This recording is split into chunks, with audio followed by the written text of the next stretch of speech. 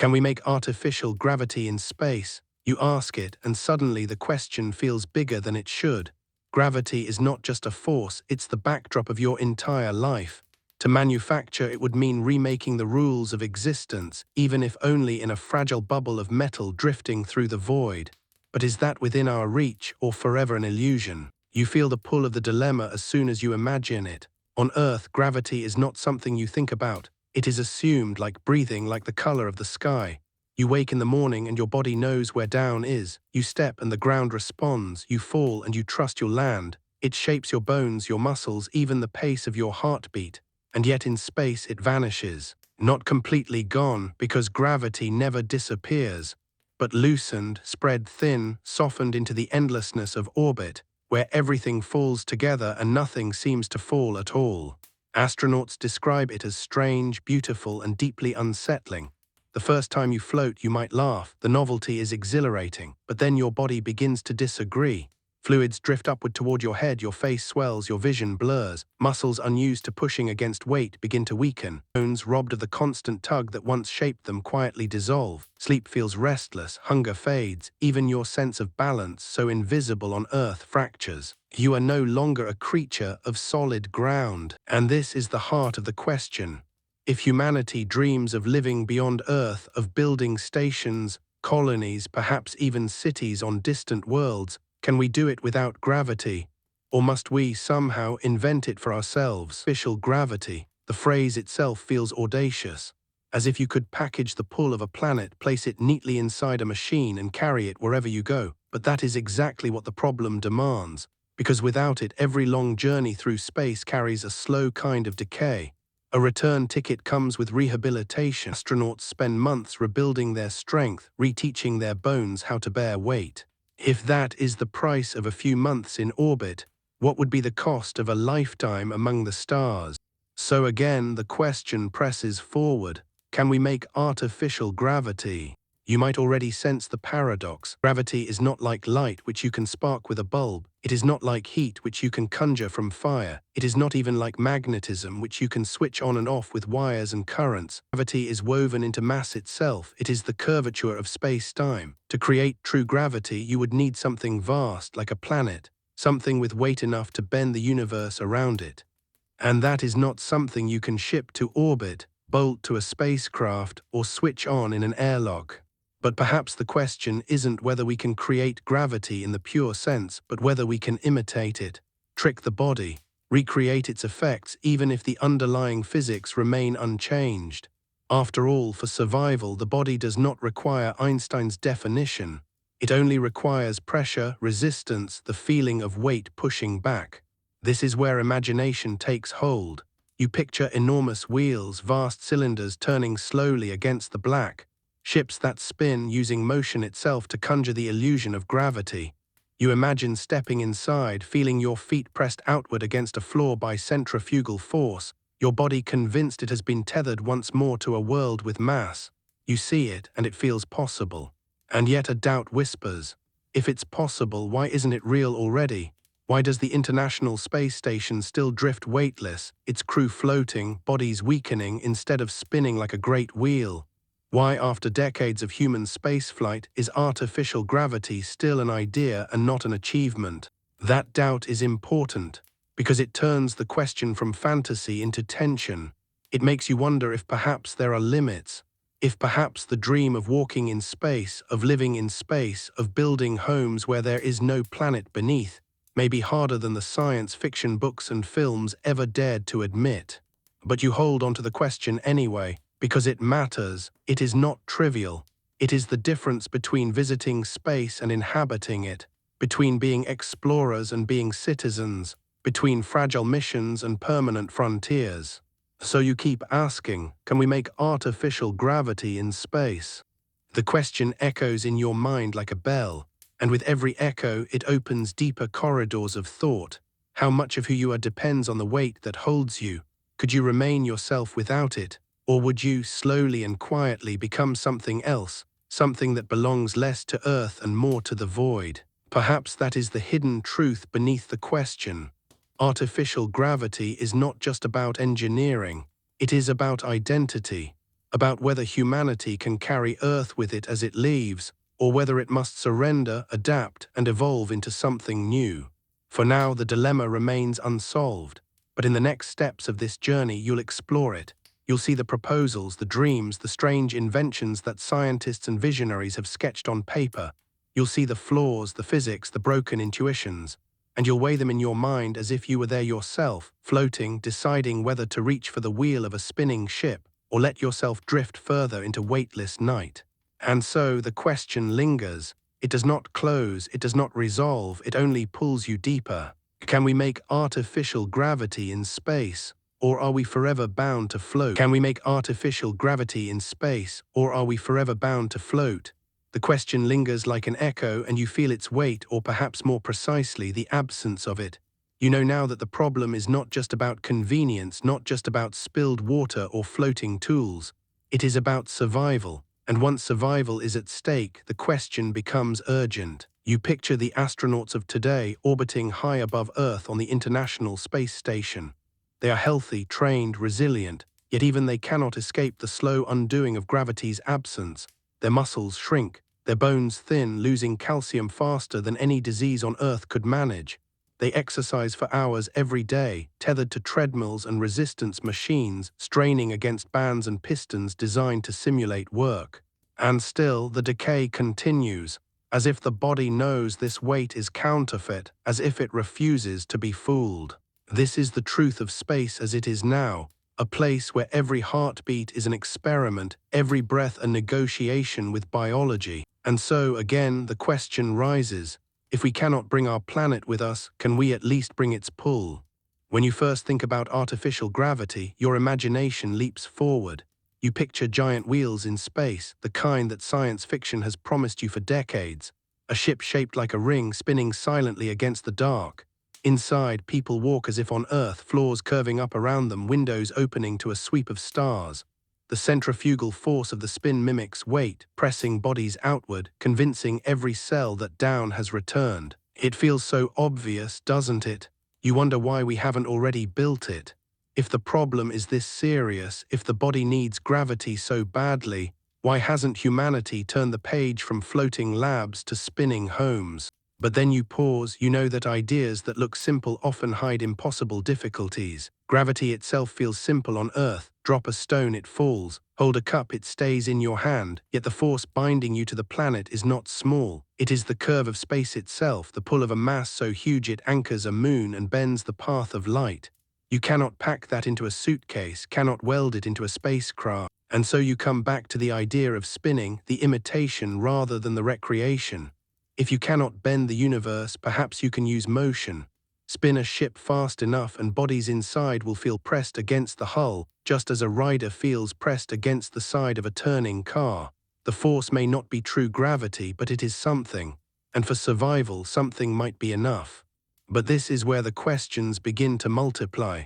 How fast must the ship spin? How large must the wheel be? How would you build such a thing in orbit, piece by piece, without the comfort of gravity itself? And even if you managed it, would the body accept it, or would it sense the trick? The beauty of the problem is that it is both mechanical and human.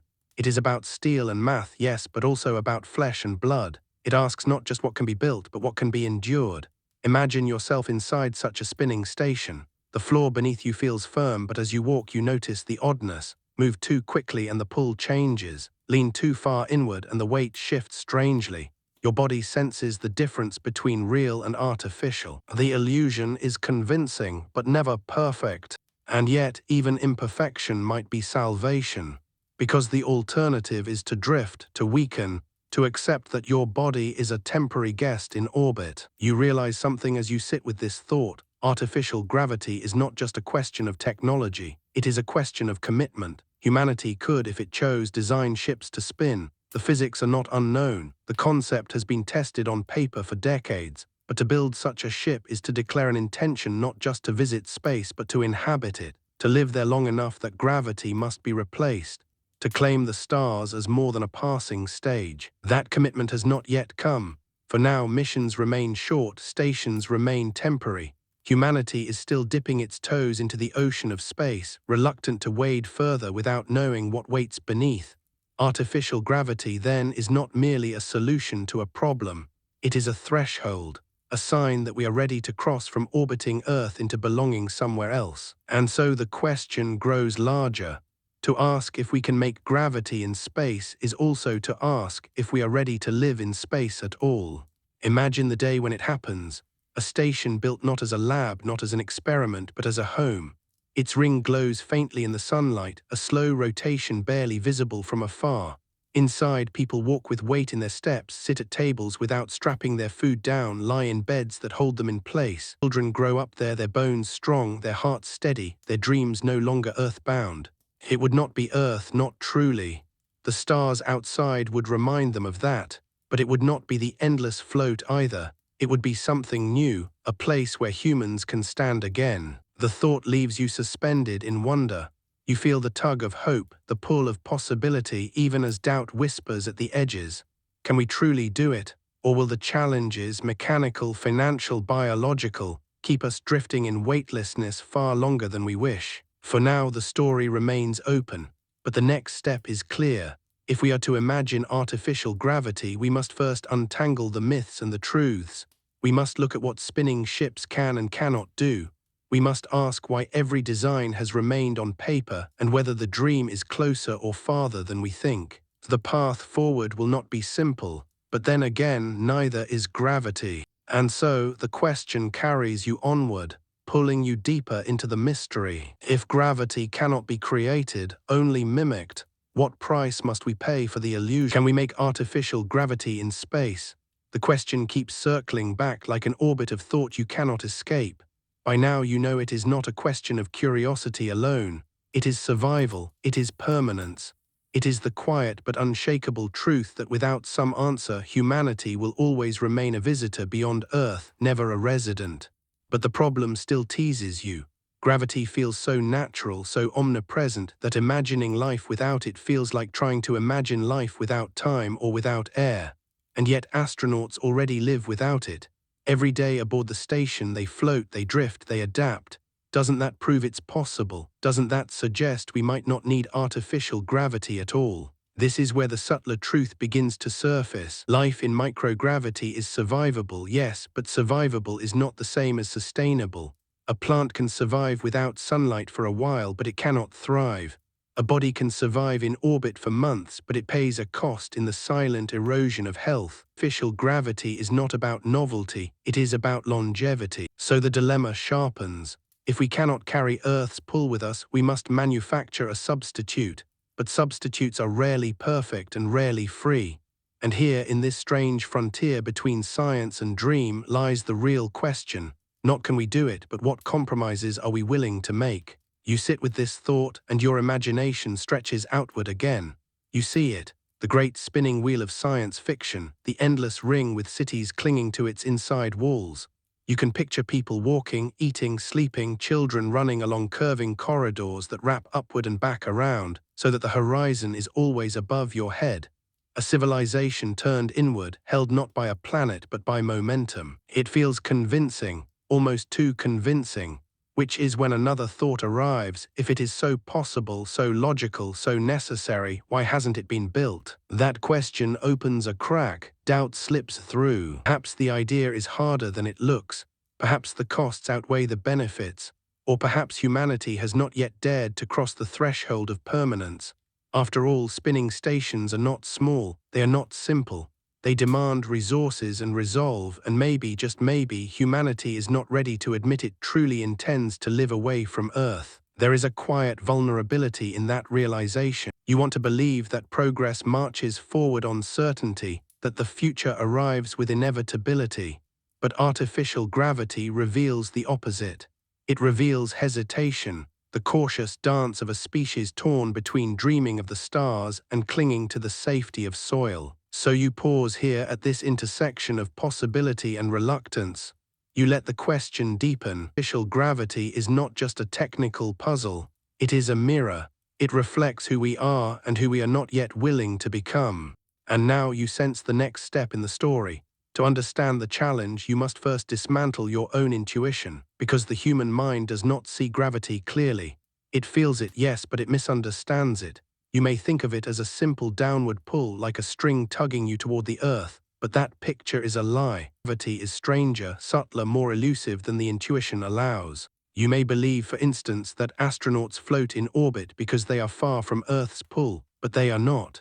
At the height of the International Space Station, Earth's gravity is still about 90% as strong as it is at the surface. The astronauts are weightless not because gravity is gone, but because everything around them is falling together.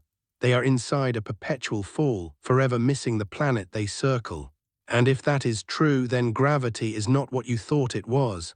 It is not a force that can be switched on and off, not a background feature you can simply dial into existence. It is geometry, it is curvature, it is the bending of the fabric of space and time, which makes the question even sharper. How do you bend the universe inside a spacecraft? How do you conjure weight when the cosmos itself demands mass? Here your intuition breaks. You begin to see why artificial gravity is such a haunting idea. It is not a button you can push, not a switch you can flip. It is a trick, an imitation, a fragile performance of something vast and immovable. And yet you still wonder, if the trick is good enough, does it matter? This is the paradox at the heart of it. Gravity, as physics defines it, cannot be manufactured in a laboratory. You cannot create a pocket of true curved spacetime large enough to hold a human body, not without unimaginable mass or energy. But you can create illusions, forces that push, pull, and press against you in ways your body accepts, illusions that might just keep you alive. The spinning station is only one of those illusions. There are others. Linear acceleration, for example, a ship that pushes constantly forward so that its passengers feel pressed against the floor the way you do in a car that speeds away from a stoplight. Magnetic boots and resistance suits, less grand but simpler, forcing muscles to strain in ways that mimic Earth. Each one is an echo of the same dream, to hold on to weight, to keep the body anchored, to remind the bones of what they were built for. But already you sense the shadow behind these possibilities. If illusions are all we have, then illusions must be trusted. And trust is fragile. You take a breath and you see the shape of where this story must go. The next steps will pull apart your assumptions, dismantle your easy answers. Because only by seeing where intuition fails can you begin to understand the true landscape of artificial gravity, its risks, its flaws, its unlikely truths. For now, you remain in the question. It is unresolved, it should be unresolved, because to resolve it too quickly would be dishonest. Gravity has been with you since the beginning of time. It deserves more than an easy answer. And so the final words of this chapter fall like a slow turning wheel. Artificial gravity is not about conquering the void. It is about learning how to live inside it, weightless, uncertain, and reaching for a floor that may or may not exist. You think you understand gravity. You feel it every moment of your life. You stand, you fall, you lean, you jump. It is always there, silent and absolute. It is so familiar that you believe you know it without ever needing to explain it. Gravity pulls things down, simple. But the truth is, your intuition is wrong. And this wrongness matters, because if you build your future in space on an assumption, the void will punish you. Let's start with the most common misunderstanding, that astronauts float because they are far from Earth's gravity.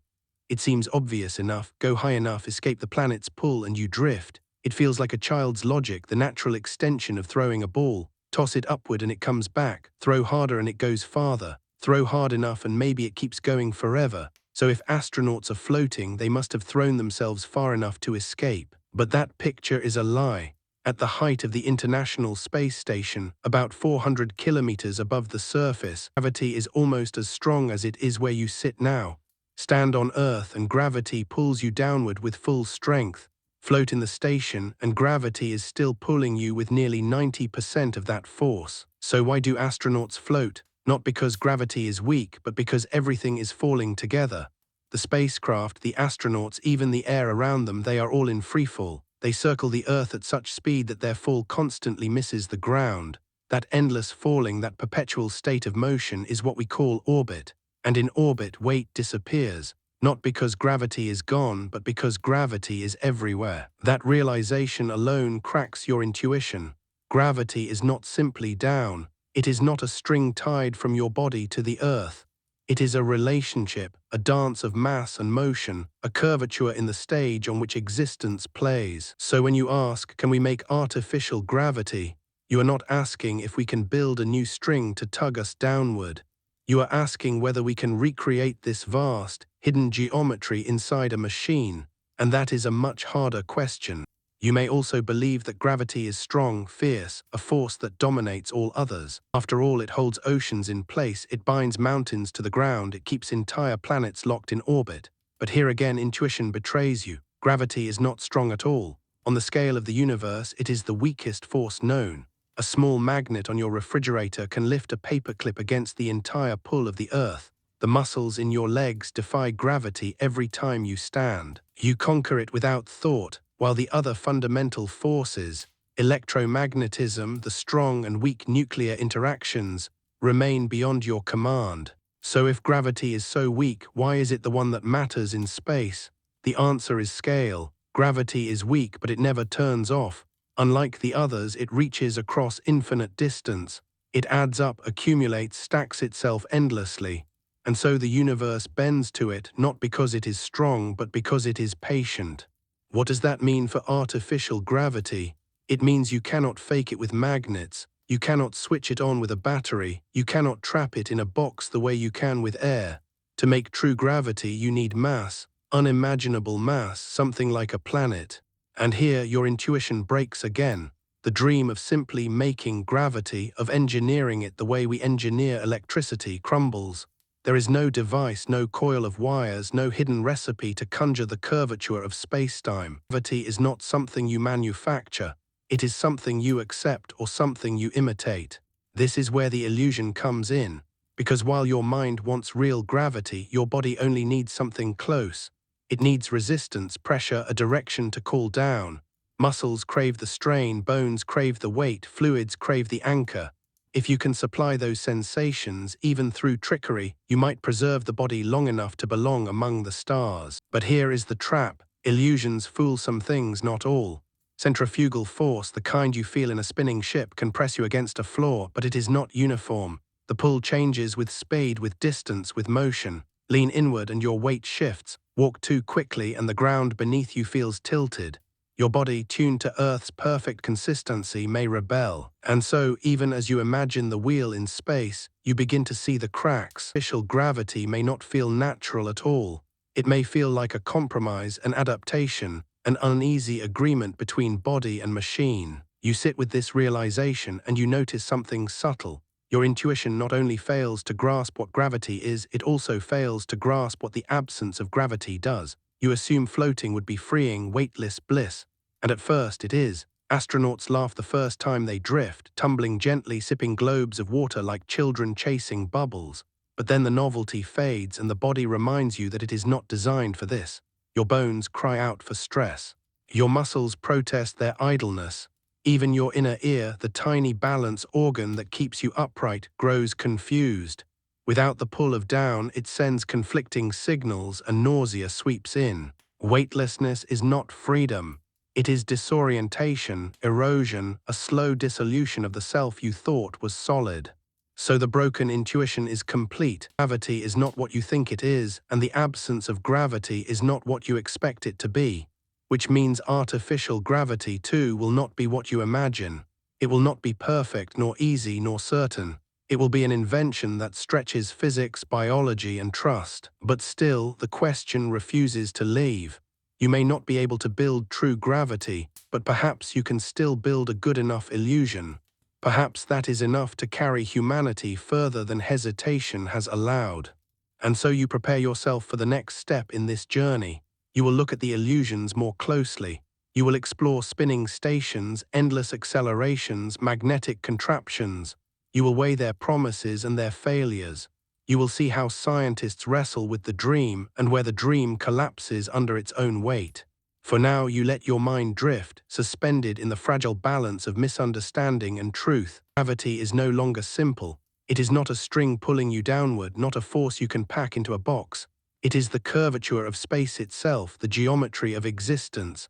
And because of that, to recreate it is to attempt something almost absurd, bending the cosmos with machines built by hands.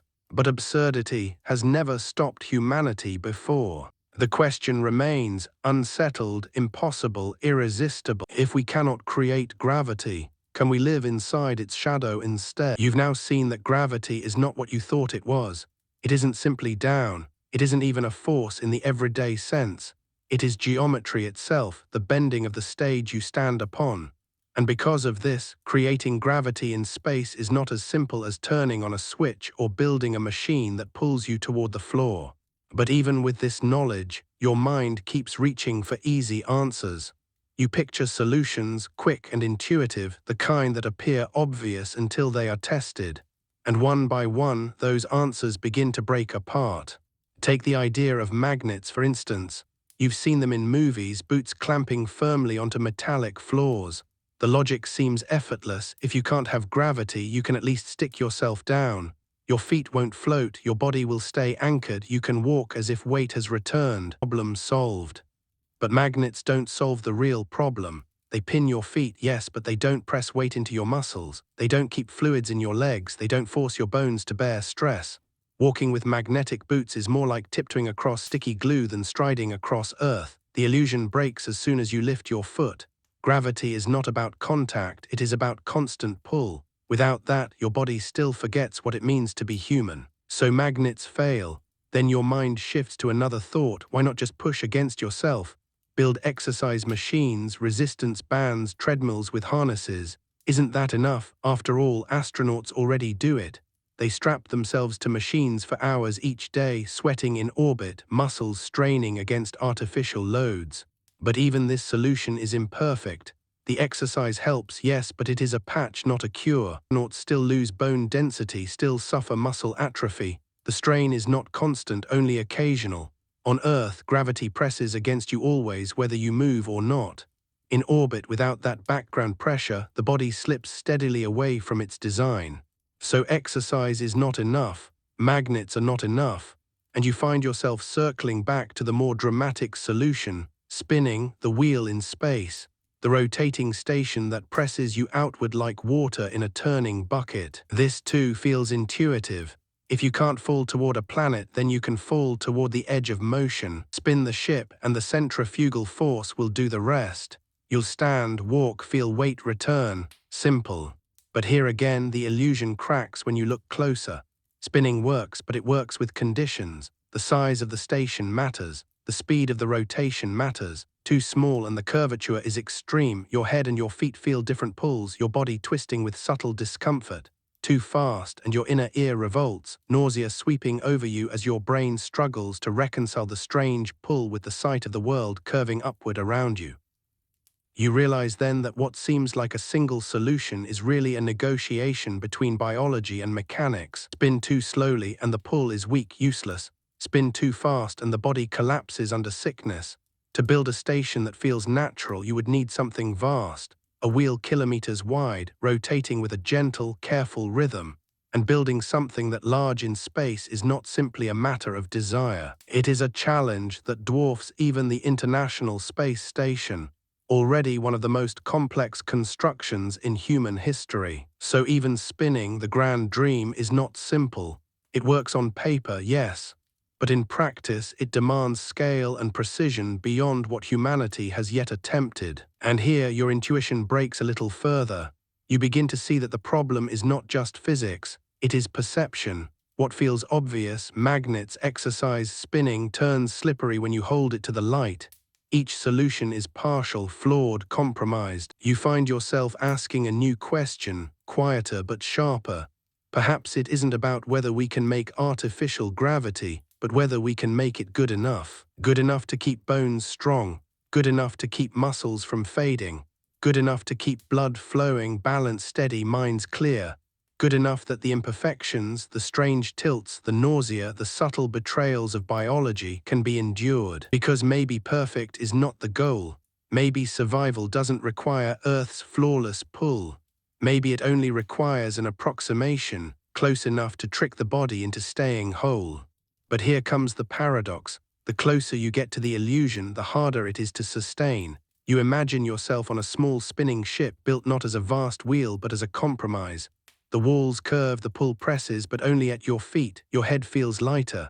When you walk, the sensation shifts, subtle but uncanny. When you turn, your balance falters. Your body feels half at home, half estranged. Would you accept that? Would you choose a strange, imperfect version of gravity over none at all? Or would you find that the illusion unsettles more than it heals? And what about the psychology of it? Gravity on Earth is invisible, unthinking, you never notice it. But artificial gravity will always be noticed. You will feel the spin, sense the tilt, be reminded with each step that this is not home, that this is a trick. Can a mind truly relax in that? Or will the constant reminder that you are inside a machine, pretending to stand, wear down your spirit as surely as weightlessness wears down your bones? The broken intuition widens here. You begin to see that artificial gravity is not simply a technical matter. It is emotional, philosophical. It asks whether the human body and mind can tolerate being half convinced, half grounded. It asks whether survival is enough when comfort is gone. And still, the question doesn't release you. You circle back once more. Can we make artificial gravity in space? The answer is not a clear yes or no. It is a maze of compromises, illusions, fragile tricks played on fragile bodies. But perhaps that is the true shape of the story. Gravity cannot be copied, it can only be faked, and every fake comes with flaws. So as the wheel of thought turns, you prepare yourself for the next part of the journey. You will look more closely at these illusions, at their mechanics, their failures, their half-truths. You will see what scientists and dreamers propose, and where reality cuts those dreams down. For now, you sit in the fracture of intuition. You let the cracks spread, the easy answers dissolve. You hold the question not as a solution, but as a mystery unfolding. Artificial gravity is not impossible, but neither is it simple. It is something stranger, a trick that must feel real, a lie that must keep you alive. And so the thought lingers, weightless but heavy. If illusions are all we have, how long can we live inside them before they break? You've seen magnets fail. You've seen exercise fall short. You've seen spinning stations shrink under the weight of practicality. One by one, the easy answers dissolve, and yet still your mind refuses to give up. It reaches for another intuition, another comforting thought. Maybe gravity doesn't matter as much as it seems. After all, astronauts have already lived in space. They return, they recover, the body is adaptable. Doesn't that mean the problem is temporary? Doesn't that mean humans could simply adjust, that given enough time, life in microgravity might become normal? It feels almost reasonable. Humans have adapted to deserts, to ice, to oceans, to airless mountains where breathing becomes thin and every step burns the lungs. If adaptation has carried us across Earth, why not across the void? But here again, intuition betrays you, because the body is not infinitely adaptable. It has limits, and gravity is not just a condition, it is a foundation. You are not merely shaped by it, you are sculpted by it. Everything about you, your bones, muscles, circulation, even the way your brain maps space, has been molded by the constant downward pull of a planet. Remove that and you are not simply inconvenienced, you are unmade. Consider the bones first. On Earth, they are strengthened by stress. Each step you take sends tiny shocks through your skeleton, reminding it to renew, to rebuild, to stay dense and strong. In orbit, without that constant reminder, the bones forget. Calcium leaks away, density drops. Over a few months, astronauts can lose as much as 1% of their bone mass every month. Imagine aging decades in a single year. That is what weightlessness does. Muscles follow the same path. Legs weaken, backs shrink. The body, ever efficient, notices the lack of work and quietly shuts down what is no longer needed. Why waste energy maintaining strength if nothing must be lifted? Why carry bulk when drifting requires none? The result is a slow, silent atrophy. Even the heart changes. On Earth, it must pump against gravity, forcing blood upward toward the brain. In orbit, with fluids redistributed evenly, the heart relaxes. At first, it seems like relief, but over time, the muscle weakens. Upon return to Earth, some astronauts faint because their bodies no longer remember how to stand against gravity's demand.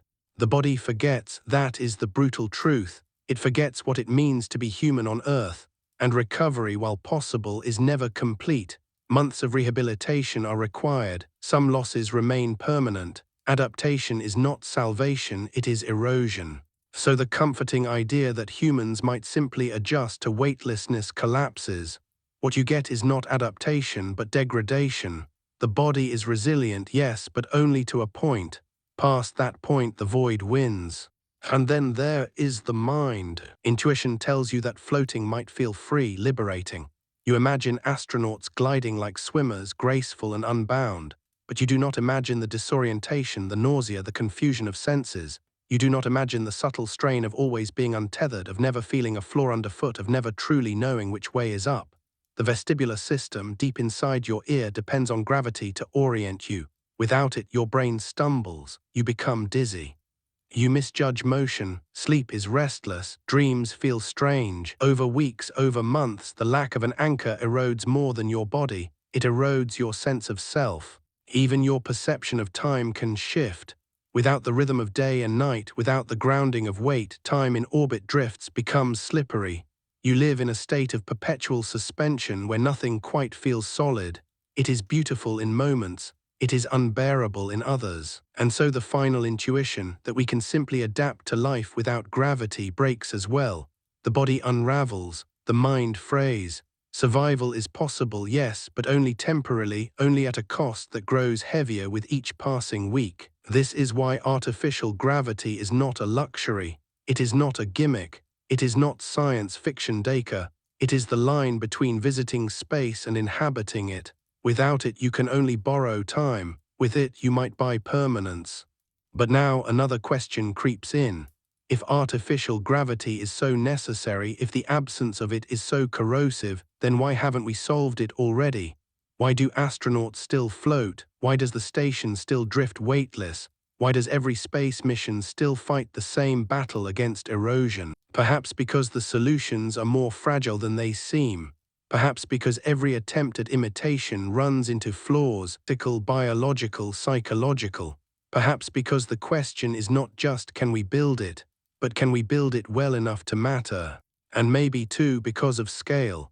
To test artificial gravity properly, you cannot simply simulate it for an hour, a day, a week. You need months, years, lifetimes. But building machines large enough, precise enough, safe enough to run those tests in orbit is a challenge humanity has not yet dared to embrace. So we remain in a kind of limbo. We know the problem, we see the need, we even hold the sketches of solutions, but the leap from sketch to steel remains unmade. This is where the broken intuition leaves you, not in despair but in humility. The problem is not obvious, the solutions are not simple, and the cost of getting it wrong is the human body itself. You take a breath and you see the arc of the story shifting. Up until now, you've lived in questions, in illusions, in the slow unraveling of assumptions. But soon the balance will tip. Soon the evidence will arrive, the experiments, the designs, the mathematics, the visions of scientists who have dared to push past intuition. And when that evidence stacks, you will see both the hope and the weight of reality. You will see how far the dream of artificial gravity has carried us, and how far it still must go. For now, you linger at the edge. You hold the broken pieces of intuition in your hands, feeling their sharpness. Magnets cannot save you, exercise cannot preserve you, adaptation is not enough, even spinning comes with cracks. The question, once so simple, has become layered, fragile, complex. It has grown heavy, like the very force it seeks to imitate. And in this moment, you understand something deeper. Artificial gravity is not just about engineering weight.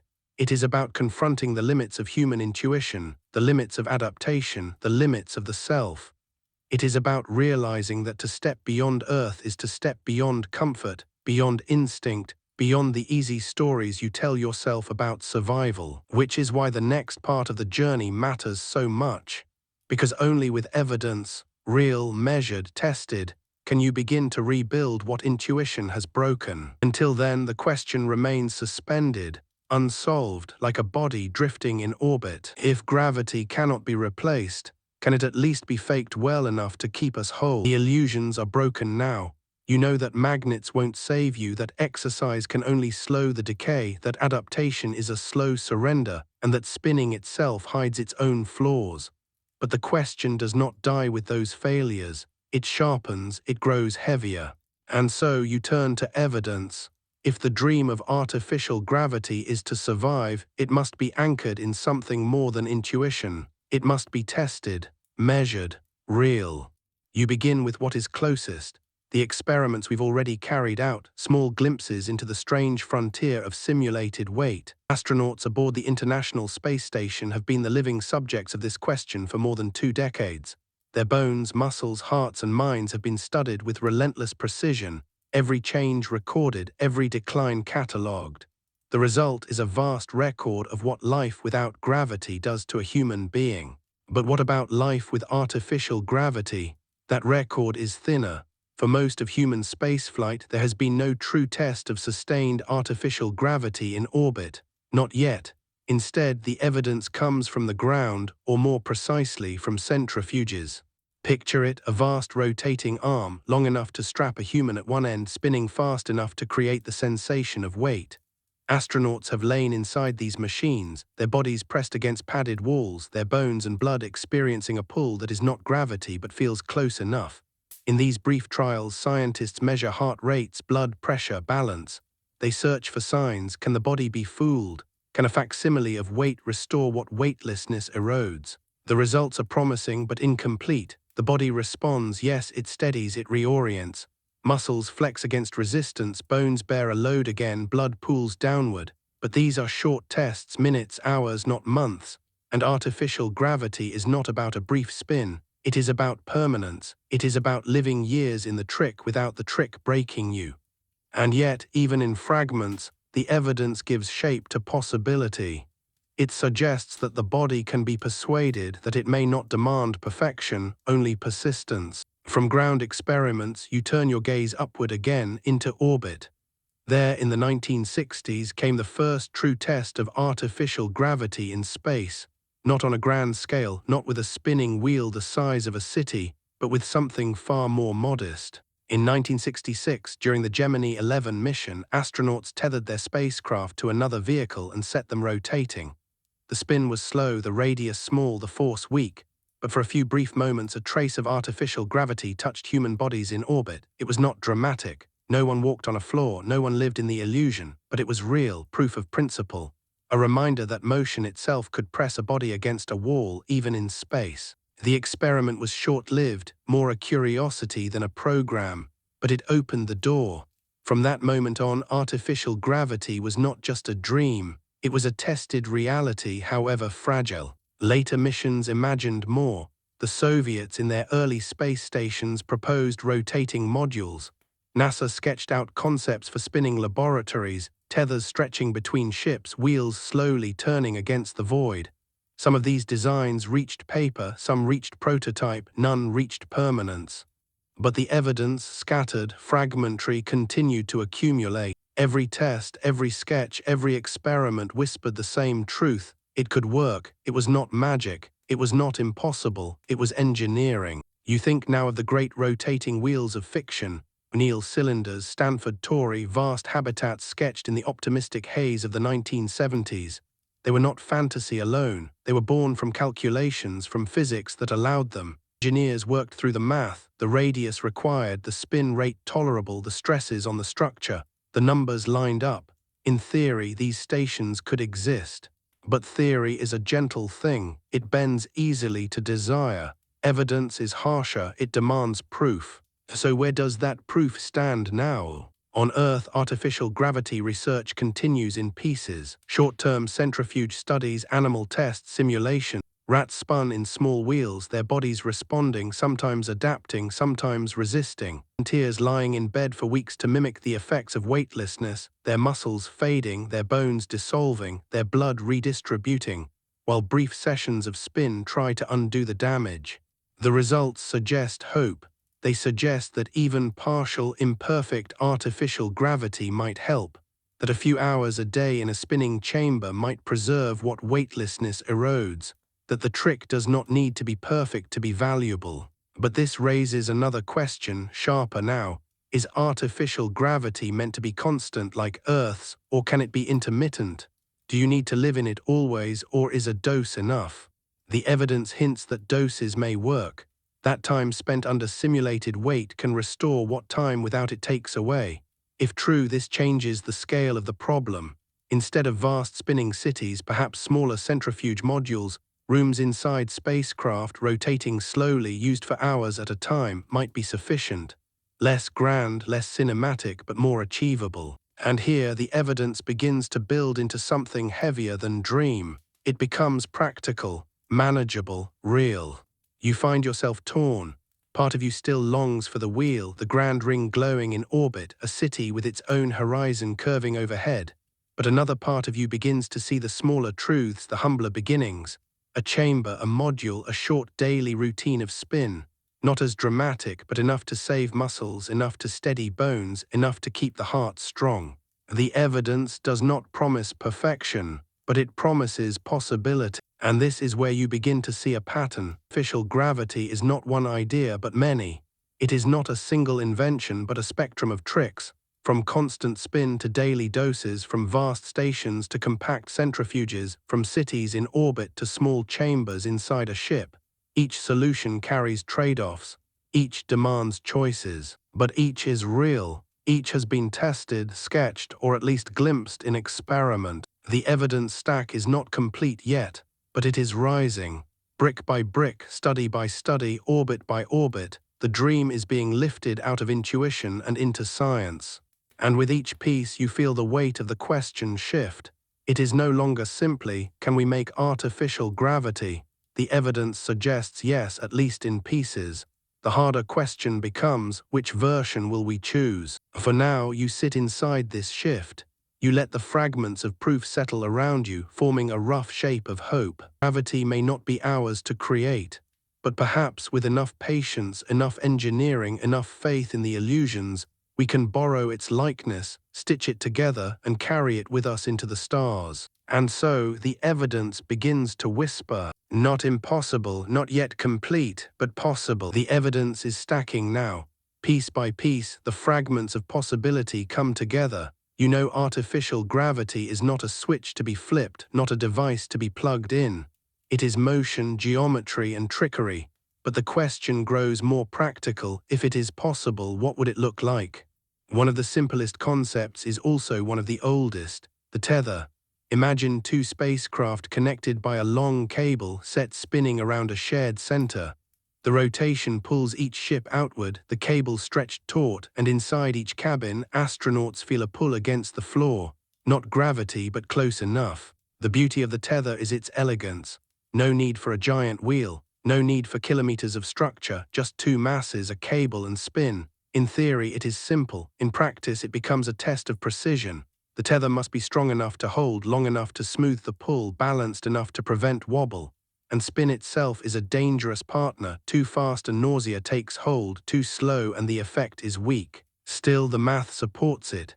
Engineers have sketched designs where a capsule and its booster, once joined in orbit, tether themselves and begin to rotate. One day, perhaps, a spacecraft on its way to Mars could split into two sections, joined by a line slowly spinning to give its crew a taste of weight for the long journey. Then there are the wheels, the grander vision, rotating habitats, their outer rims becoming floors. The concept is clear: the larger the wheel, the gentler the spin. A small wheel must turn quickly, creating uncomfortable shifts in force. A large wheel can turn slowly, offering a more natural weight. The dreamers of the 1970s knew this well. They drew Stanford Torrey, giant rings in orbit, kilometers wide, rotating with quiet majesty. Inside, farmland stretched across curving landscapes, rivers bent upward toward the sky, and families walked along horizons that wrapped back above their heads. It was science fiction, yes, but science fiction written with mathematics, geometry, and engineering in hand. The evidence here is theoretical but solid. A wheel a kilometer across, spinning once every 2 minutes, could generate a comfortable Earth-like pull.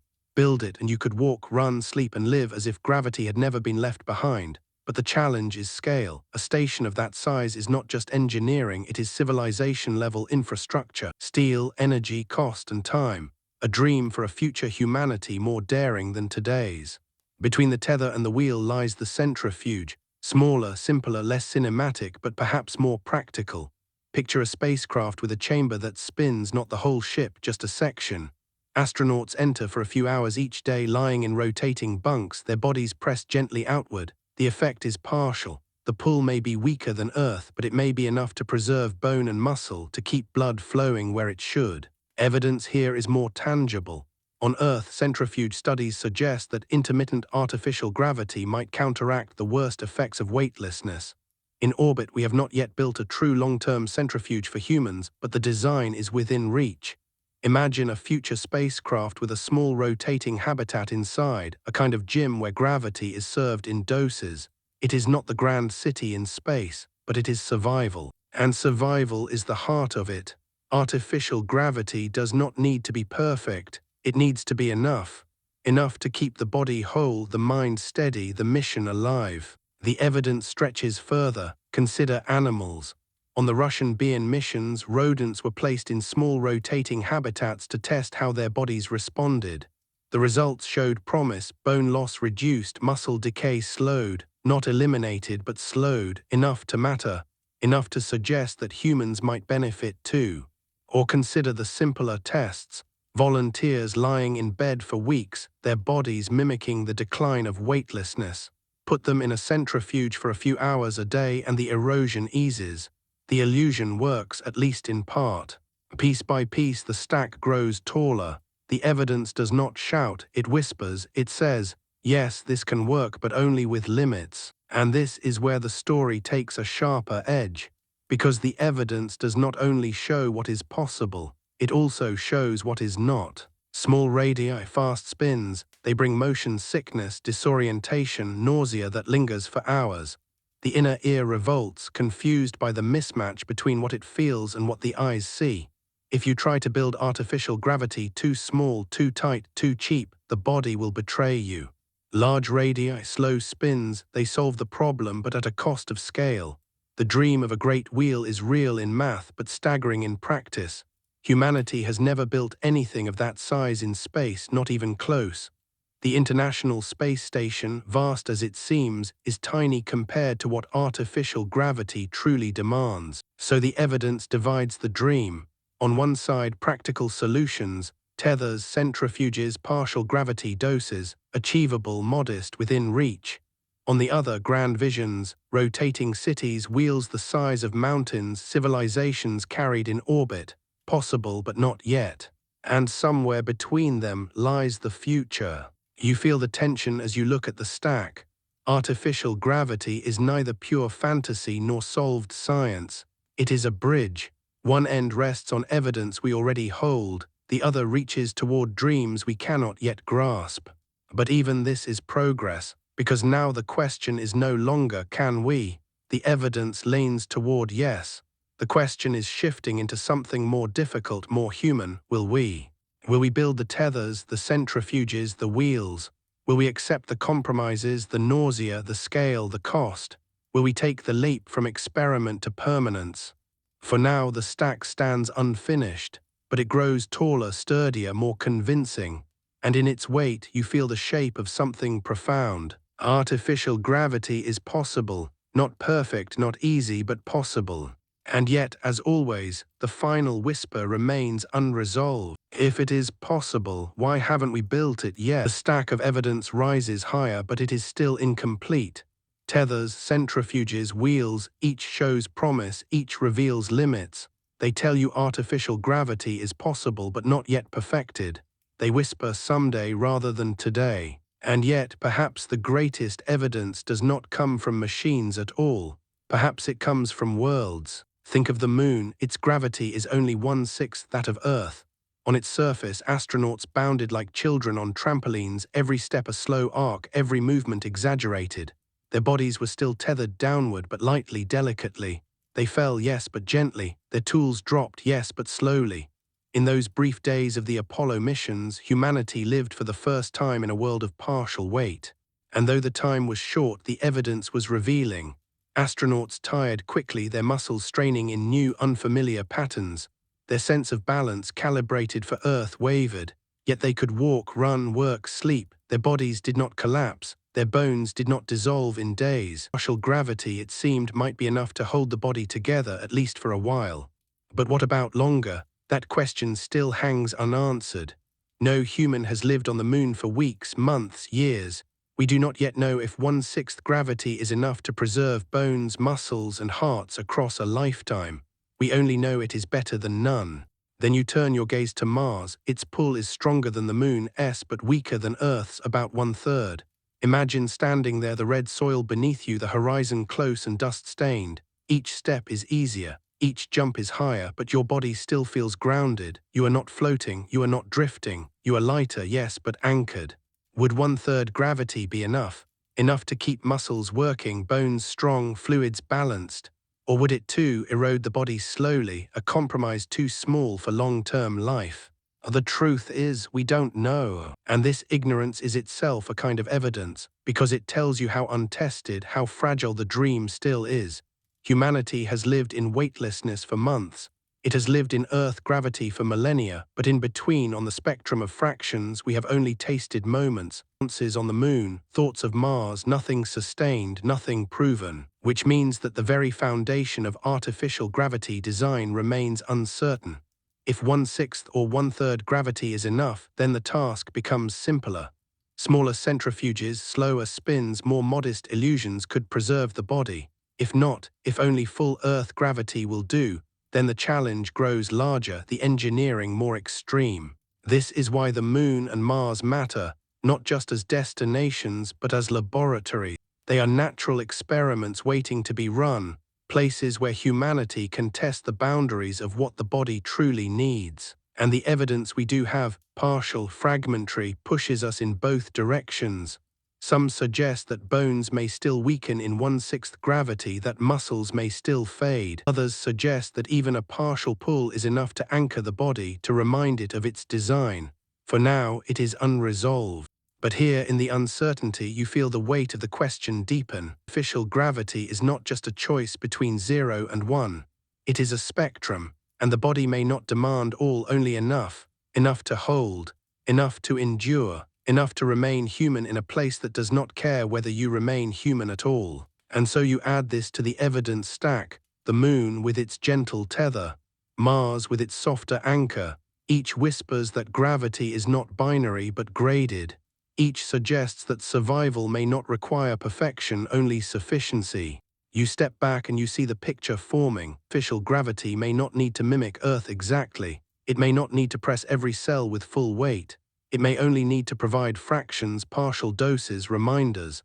Perhaps a station spinning to half gravity is enough. Perhaps a centrifuge that presses the body for a few hours each day will suffice. Perhaps the illusion need not be perfect to preserve the body across decades. And this changes everything, because if enough is smaller than all, then the dream becomes closer. The scale shrinks, the engineering lightens, the impossible becomes difficult, and the difficult becomes achievable. Still, the evidence warns caution, because sufficiency is not universal. What is enough for bones may not be enough for the heart. What is enough for muscles may not be enough for balance. The body is not one system, but many, each shaped by gravity in different ways. So the question remains open, suspended like a tether in the dark. How much gravity is enough? This is the question that Mars will answer, that lunar bases will test, that centrifuges in orbit will reveal. This is the question that artificial gravity depends on. For now, the evidence is fragmentary. A few days on the Moon, a few moments in centrifuges, simulations on Earth, incomplete but suggestive. Together they form a mosaic of possibility, but the picture is blurred. Still, even a blurred picture is better than darkness. And in that blur, you see the outlines of the future. A tethered spacecraft spinning gently, giving its crew a fraction of Earth's weight for the journey to Mars. A rotating module in orbit, used for hours each day, enough to slow the erosion of muscle and bone. A base on the Moon where humanity learns whether 1/6 gravity can sustain life, not just for missions, but for generations.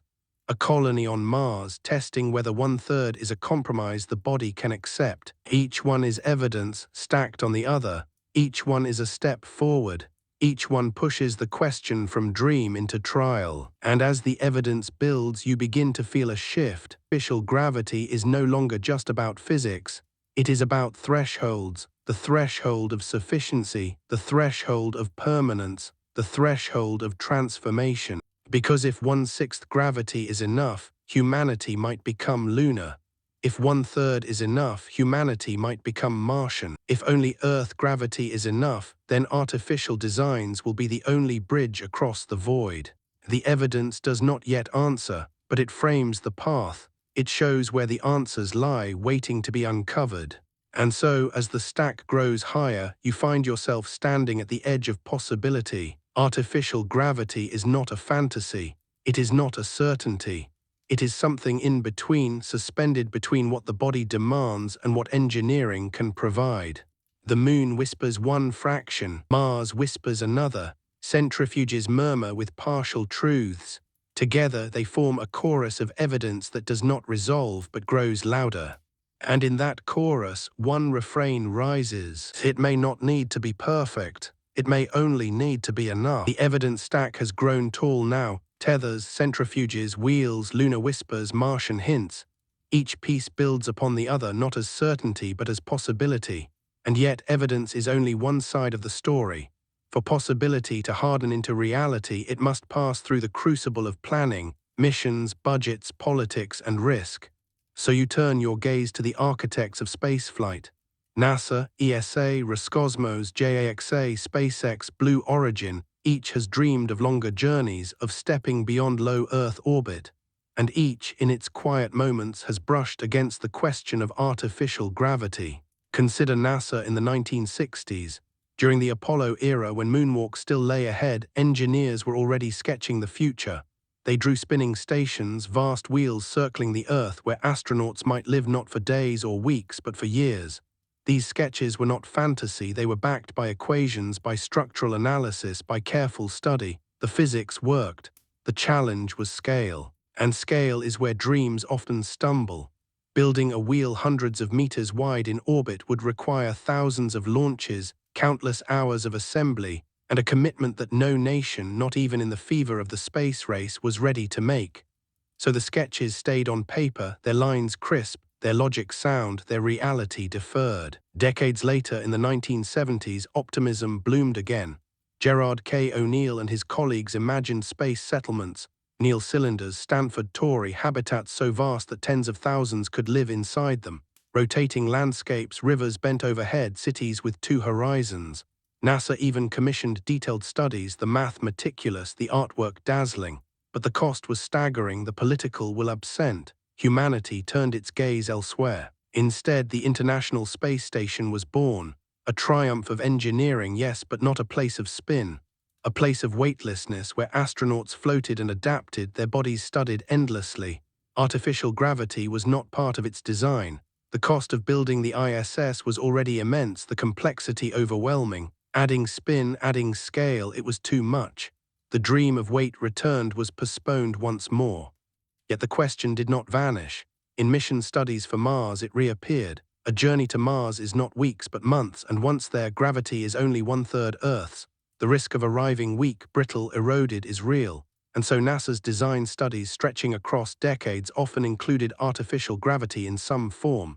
Tethers connecting modules, rotating habitats, centrifuge chambers for daily exercise. Each was modeled, calculated, tested on paper. None yet has been built. ESA too has studied it. Concepts for spinning stations, rotating modules, tethered spacecraft. JAXA explored centrifuges for small animals on the ISS, a project that was planned but never fully realized. Roscosmos once envisioned rotating stations, echoes of the early Soviet dreams.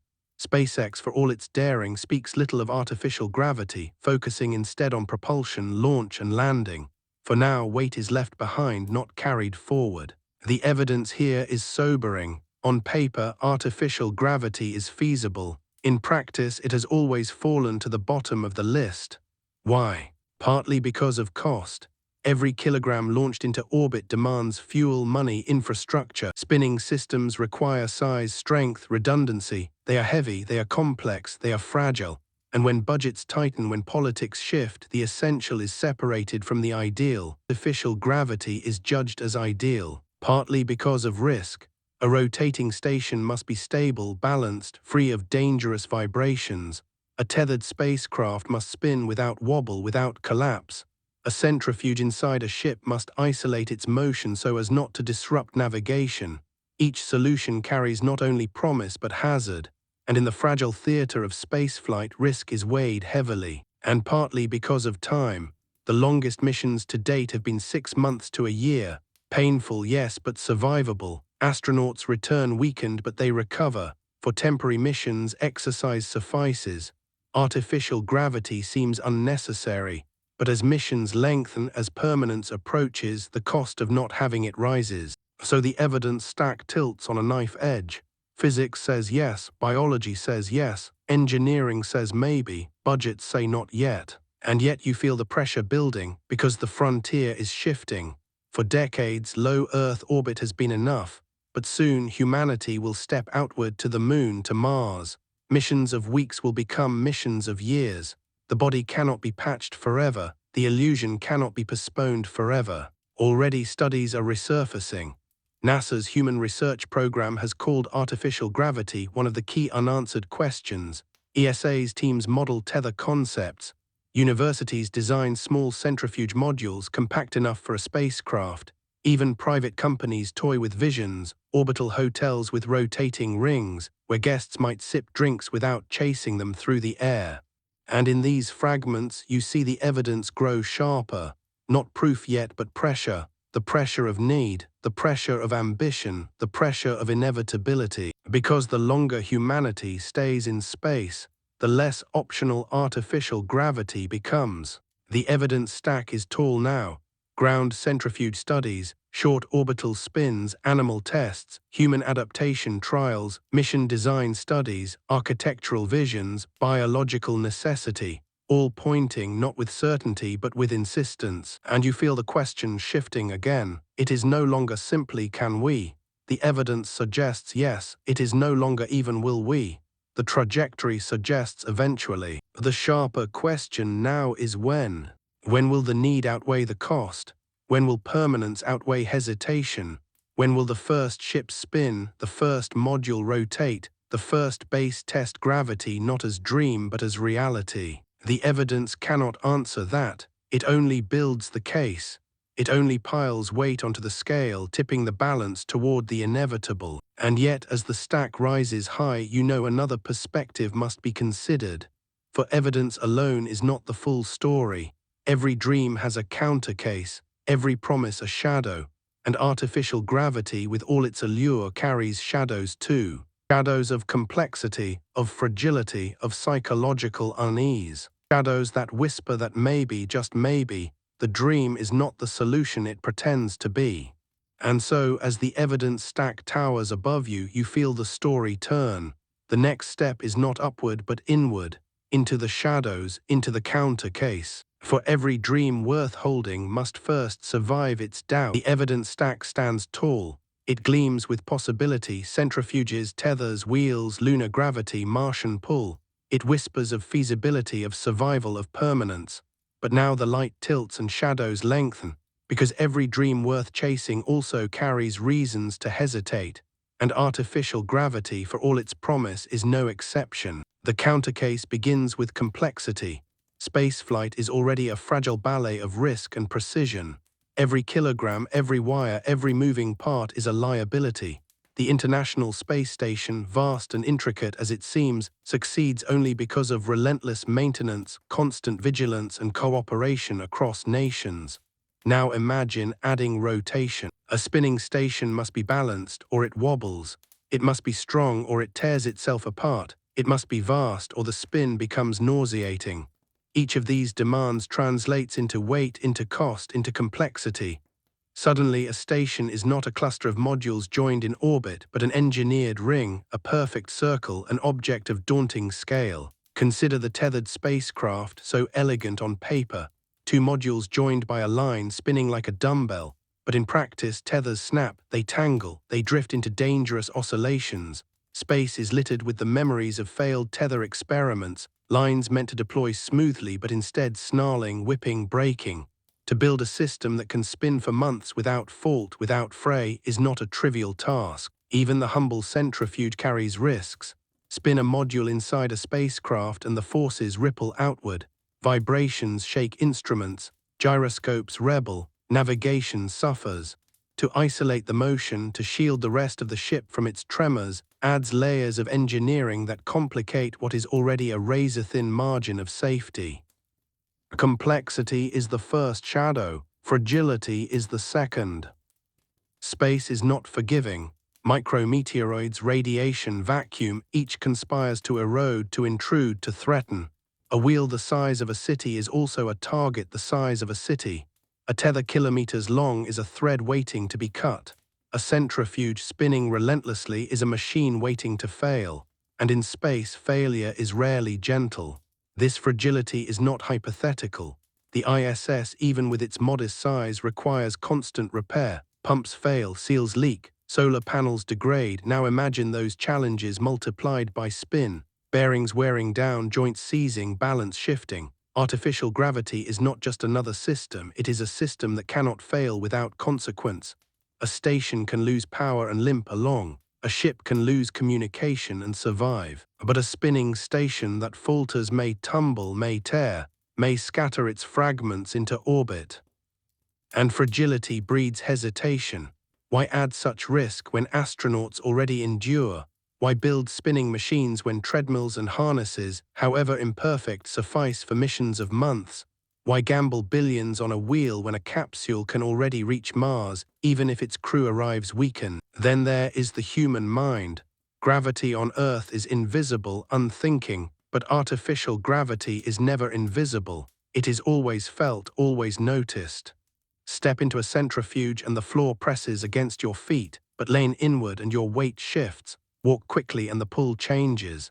Look upward and the horizon curves back over your head. Your inner ear rebels, struggling to reconcile the motion it feels with the vision it sees. The result is disorientation, nausea, dizziness. Even with careful design, even with gentle spin, the body knows this is not Earth. And the mind may not forgive it. Artificial gravity, instead of comfort, might become a constant reminder of exile. Every step a reminder that you are inside a machine.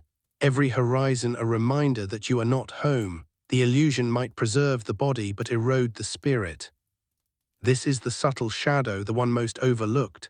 Survival is not only physical, it is psychological. A colony in space, a mission to Mars, a station in orbit, they are not only feats of engineering, they are lives. They are people waking, working, eating, sleeping, dreaming. And dreams may falter in the uncanny half-world of spin.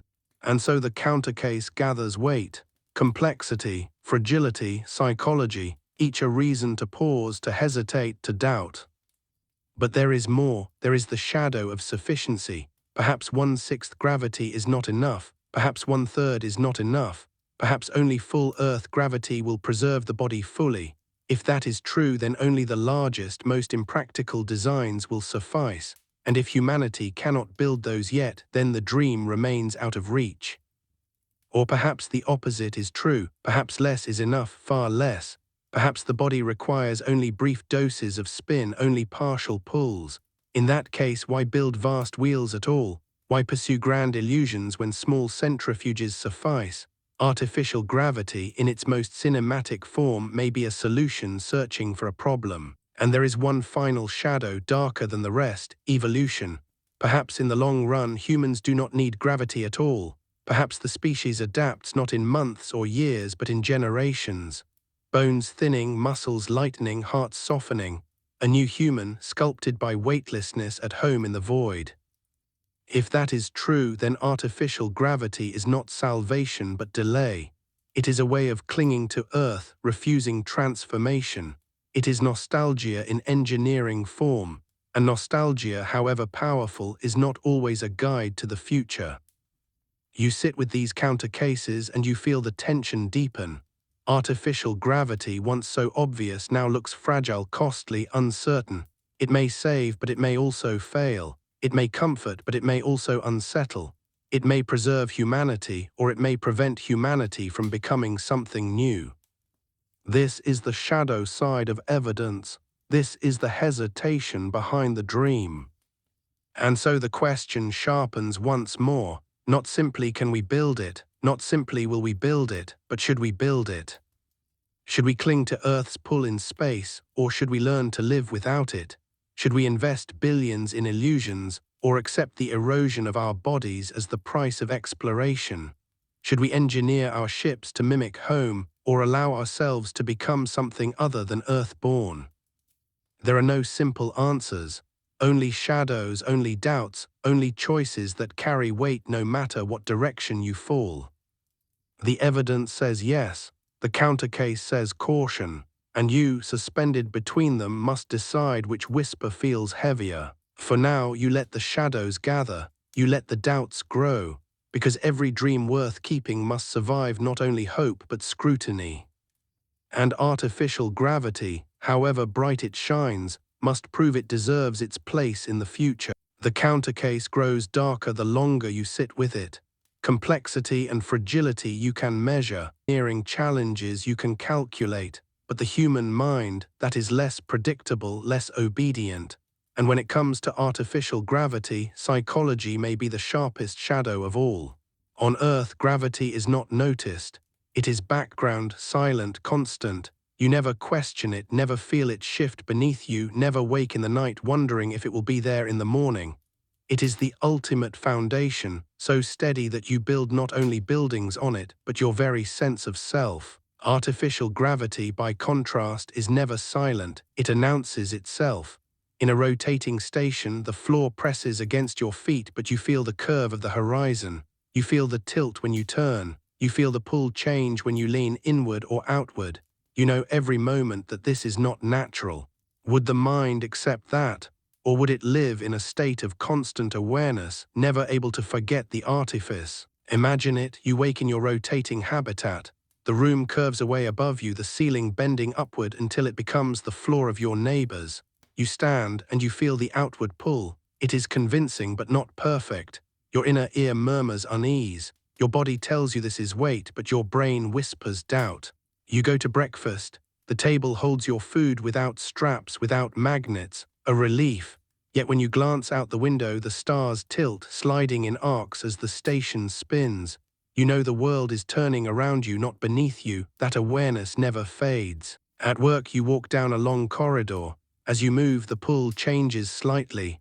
A faint shift, almost unnoticed, but not quite. Your legs feel it, your balance adjusts. It is subtle, but it is constant. Every step reminds you. On Earth, gravity is invisible. Here, it is theatrical. And the question is, can the human mind live inside a constant performance without growing weary of the act? Psychologists call it cognitive load, the effort required to process and adapt. Even if the body adjusts to spin, to tilt, to shifting forces, the mind may never let go of the awareness. Over days, maybe it is fine. Over weeks, perhaps tolerable. But over years, over lifetimes, history suggests caution. Consider submarines where crews live in artificial environments for months. The air is filtered, recycled, heavy. The light is artificial. The sound is constant hum and thrum. Submariners endure, but always with strain. Claustrophobia rises, tensions build, minds grow restless. Or consider polar stations, where months of isolation under artificial light twist sleep cycles, blur time, stir unease. Even with food, heat, and shelter, the mind suffers when nature is replaced by imitation. Now imagine not just air, not just light, but weight itself being imitated. Would the psyche endure, or would subtle awareness gnaw at it year after year until the very concept of home begins to feel fragile? And then beyond psychology, there is culture. Gravity is not only physics, it is metaphor, down to earth, grounded, falling in love, carrying weight. These are not casual phrases, they are woven into human identity. They are born of a world where gravity is unshakable. What happens when generations grow up in spin, in tethers, in partial illusions? What happens when down is outward, when horizons curve, when the sense of weight shifts with every step? Will language change? Will metaphors break? Will meaning itself drift? Artificial gravity is not just a machine. It is a culture-making force. It will shape how people grow, how they think, how they dream. And culture is not engineered as easily as steel. Here lies another psychological risk: division. Those who grow up in spin, accustomed to shifting pulls, may become fundamentally different from those who remain earthbound. Their sense of space, of balance, of self could diverge. What earth dwellers call strange, they call normal. What Earth dwellers call normal, they call alien. Over generations, the illusion of gravity might not unify humanity, it might fracture it. And there is another, sharper fear. The uncanny. Artificial gravity is convincing but never perfect. The body may walk, but the mind always senses the trick. Psychologists know the power of the uncanny, that eerie space where something feels both real and unreal. A doll that looks almost human but not quite. A voice that sounds human but glitches into the mechanical. The result is unease, disquiet, alienation. Artificial gravity risks becoming uncanny. It feels like Earth, but not exactly. It looks like home, but bends in ways home never did. It convinces the body, but unsettles the mind.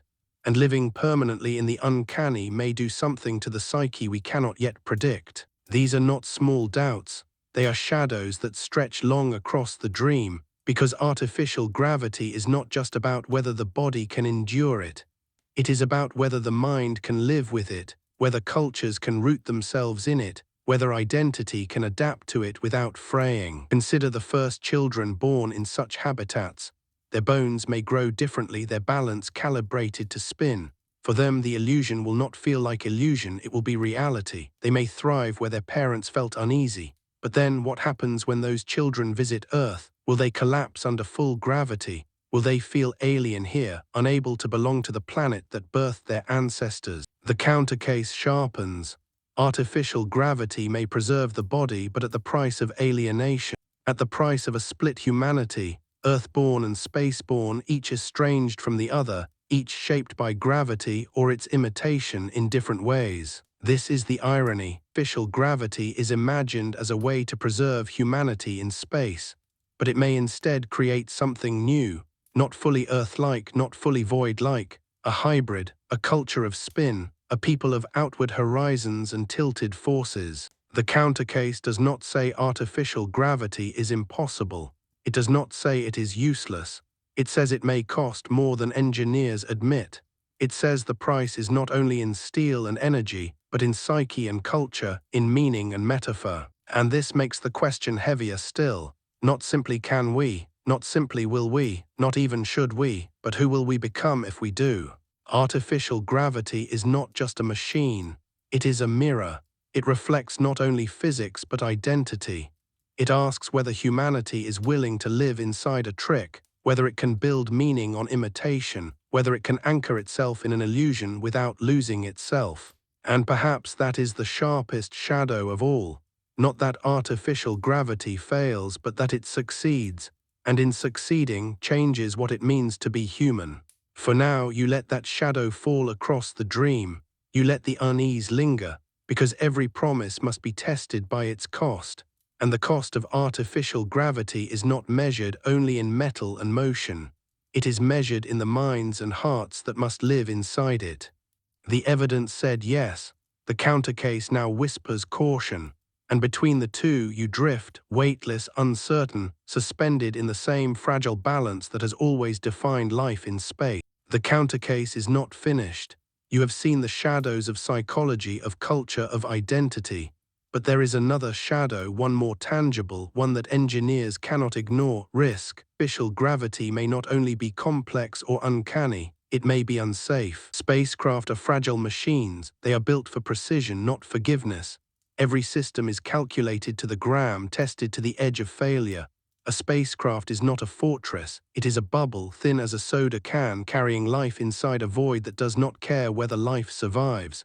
Within that fragile bubble, every addition, every mechanism, every moving part is another opportunity for failure. Artificial gravity, no matter the form, introduces motion. Spin, rotation, momentum. And motion in space is not a small thing. It carries energy, inertia, imbalance. It can destabilize, disrupt, even destroy. Take the tether system, the elegant dumbbell of two modules joined by a line. On paper it is simple: spin it, and each module presses outward, giving its crew the illusion of weight. But in practice that tether is a risk waiting to snap. A micrometeorite, tiny, fast, invisible, can cut it. A deployment glitch can tangle it. An imbalance in spin can cause it to whip and oscillate, destabilizing the entire system. NASA and the Soviets both tested tethers in orbit. Again and again the line deployed badly. Sometimes it tangled, Sometimes it broke. Sometimes the forces created were unpredictable. Each failure was a reminder in space even the simplest rope can become a hazard. Now imagine trusting your health, your bones, your very survival to that rope. Consider the spinning station, the grand wheel, the majestic torus, the dream of science fiction. It looks stable, elegant, serene, but structurally it is a nightmare. A ring hundreds of meters wide must endure constant stress, every joint pulled outward, every bolt strained. The bigger the wheel, the more metal, the more mass, the more points of failure. And if balance is lost, even slightly, the rotation wobbles. Wobble grows into vibration. Vibration grows into structural fatigue. Fatigue becomes collapse. On Earth, a building that collapses leaves rubble. In space, a station that collapses leaves fragments, shrapnel, debris that circles the planet at thousands of kilometers per hour. A failed wheel does not simply fall. It multiplies into a storm of knives, threatening everything in orbit. Even the smaller centrifuge modules carry risk. Spin a chamber inside a spacecraft and the forces ripple through the entire vessel. Vibrations disturb delicate instruments. Navigation systems must adjust constantly. Bearings and motors must run without fail for months, years. The smallest imbalance, a misaligned load, a shifted crew member, a loose tool can destabilize the spin. Correcting it burns fuel, drains resources, risks the mission. And fuel is another problem. A spacecraft is not anchored. It does not sit on a foundation. When it spins, it must counteract that spin to maneuver, to thrust, to turn. Artificial gravity locks a vessel into momentum, forcing engines to work harder, forcing pilots to fight inertia. Every turn becomes more complex. Every course correction burns more propellant. In deep space, where fuel is finite, this is not a small trade-off. It is survival. So you see the shadow clearly now. Artificial gravity may solve one problem, bones, muscles, hearts, but it introduces another. Risk of failure, risk of imbalance, risk of collision, risk of death. And then there is the question of emergencies. Imagine a spacecraft bound for Mars, spinning gently on its tether, its crew pressed outward by the illusion of weight. Then something goes wrong. A leak, a fire, a system failure. Suddenly the ship must stop spinning. Suddenly the tether must be reeled in. Suddenly the crew must work in weightlessness again, in chaos, in panic. Artificial gravity is not constant, it is fragile, and in crisis, fragility kills. The same is true for a spinning station. Fire inside a wheel, smoke curling along its arc. How do you evacuate? Which way is out? What happens when half the station loses power and balance falters?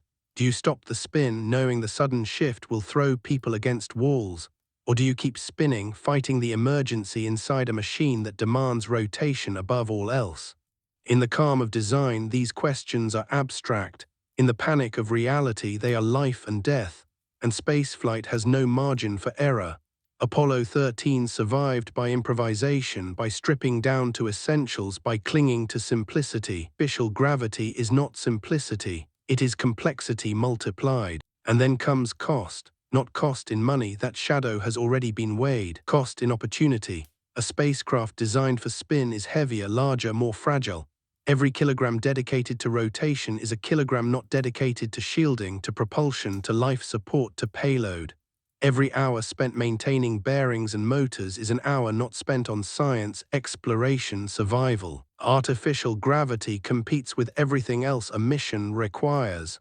And missions are not infinite. Choices must be made. So you arrive at the heart of the counter case. Artificial gravity may not make missions safer. It may make them more dangerous. It may preserve health but threaten survival. It may give with one hand and take with the other. You imagine the conversation in a mission planning room. Engineers lay out the risks. A tether that might snap, a wheel that might wobble, a centrifuge that might vibrate, a fuel cost that might strand a ship. And the question hangs in the air, is the benefit worth the risk? For now, the answer has been no. For now, the treadmill and the harness, imperfect as they are, feel safer than spin. For now, the risk of fragile illusions outweighs the risk of weakened bodies. For now, humanity chooses caution. But the caution cannot last forever. The longer the missions, the heavier the price of weightlessness. At some point, the erosion of bone and muscle outweighs the danger of spin. At some point, the risk of fragile health becomes greater than the risk of fragile machines. At some point, the balance tips.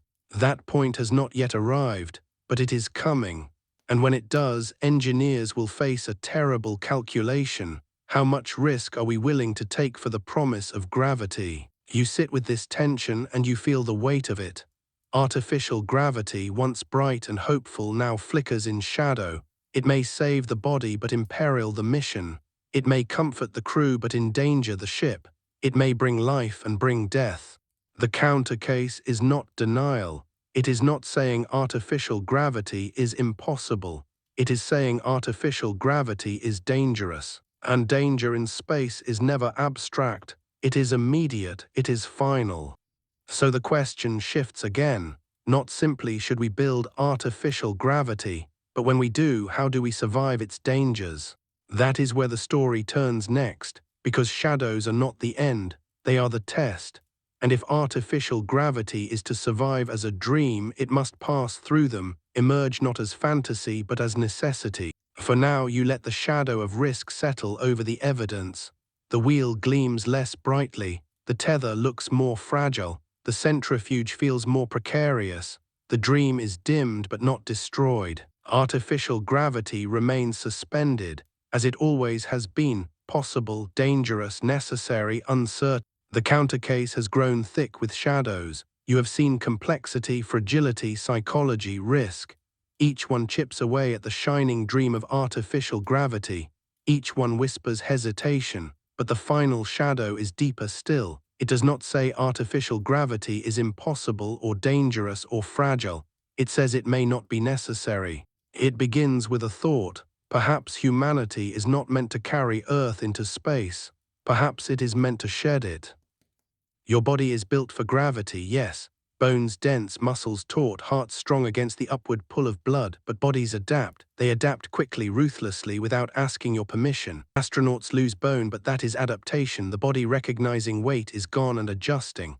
Muscles shrink, but that is efficiency. No need to maintain bulk when floating demands none. Hearts weaken, but that is recalibration. Why pump harder when resistance is absent? From one perspective, this is failure. From another, it is evolution. Imagine generations living in orbit. Children born weightless, their skeletons never burdened by downward pull. They would not lose bone density, they would grow into a new baseline. Their muscles would not atrophy, they would develop bodies tuned to drift. Their hearts would not weaken, they would beat in rhythm with the void. They would be human, yes, but human in a new form. Artificial gravity, then, is not preservation. It is resistance. It is a refusal to let humanity change. It is nostalgia, built from steel and motion, trying to hold onto an earth that no longer surrounds you. Why, the shadow asks, should you preserve what is temporary? Why cling to bones that demand pressure, to muscles that demand strain, to hearts that demand weight? Why not accept the body as fluid, malleable, transformable? The idea is unsettling. It brushes against the boundaries of identity, but it is not without precedent. Evolution has always reshaped life to suit its environment. Fish grew lungs and legs when seas retreated. Apes stood upright when forests gave way to savannas. Skin tones shifted, eyes adapted, bodies changed. Why should space be different? You imagine now a space-born human, taller perhaps, with delicate bones, long limbs that drift easily, fingers stretched like wings, eyes wide, adapted to the darkness. A heart that beats slower, softer, a body that is not weaker but different, different enough to feel alien even if the DNA remains familiar. Artificial gravity prevents this. It holds the body in place, forcing it to remain earthbound even when Earth is far away. It denies evolution its chance to sculpt. It denies humanity its chance to become something new. And here lies the sharpest counter case. Artificial gravity may not be progress at all. It may be regression, a way of carrying Earth into space rather than letting space make its mark, a way of clinging to comfort instead of embracing transformation. You pause here uneasy. The thought is radical, even dangerous, because it implies something humanity has resisted since the beginning, that to live in space is not to be Earth's children but to become space's children. And that change comes with a cost. If the spaceborne diverge too far, they may no longer thrive on Earth, visit perhaps but struggle under its heavy pull, fragile bones fracturing under a jog, weakened muscles straining against stairs, hearts laboring under weight they have never known. Earth would feel alien. Artificial gravity is meant to prevent this, to preserve compatibility, to keep space and Earth united, bodies interchangeable, cultures connected. But in doing so, it arrests evolution. It freezes humanity in its current form, locking it to a past environment rather than a future one. Which raises the sharpest question of all. What is the purpose of artificial gravity? Is it to help humans survive in space, or to prevent them from becoming something other than human? Because perhaps survival in space does not demand gravity at all. Perhaps it demands surrender, a willingness to drift, to thin, to soften, to adapt. Some scientists have even wondered if genetic engineering will take the place of spinning wheels. Instead of building habitats that mimic Earth, why not redesign the human body itself? Tinker with bone density, muscle growth, circulatory systems. Create a body that does not need the weight of a planet. Create a human for space, rather than dragging Earth's biology into the void. The counter case is brutal. It does not merely question artificial gravity's practicality, it questions its purpose. Do you want to live in space as you are, or are you willing to become something new?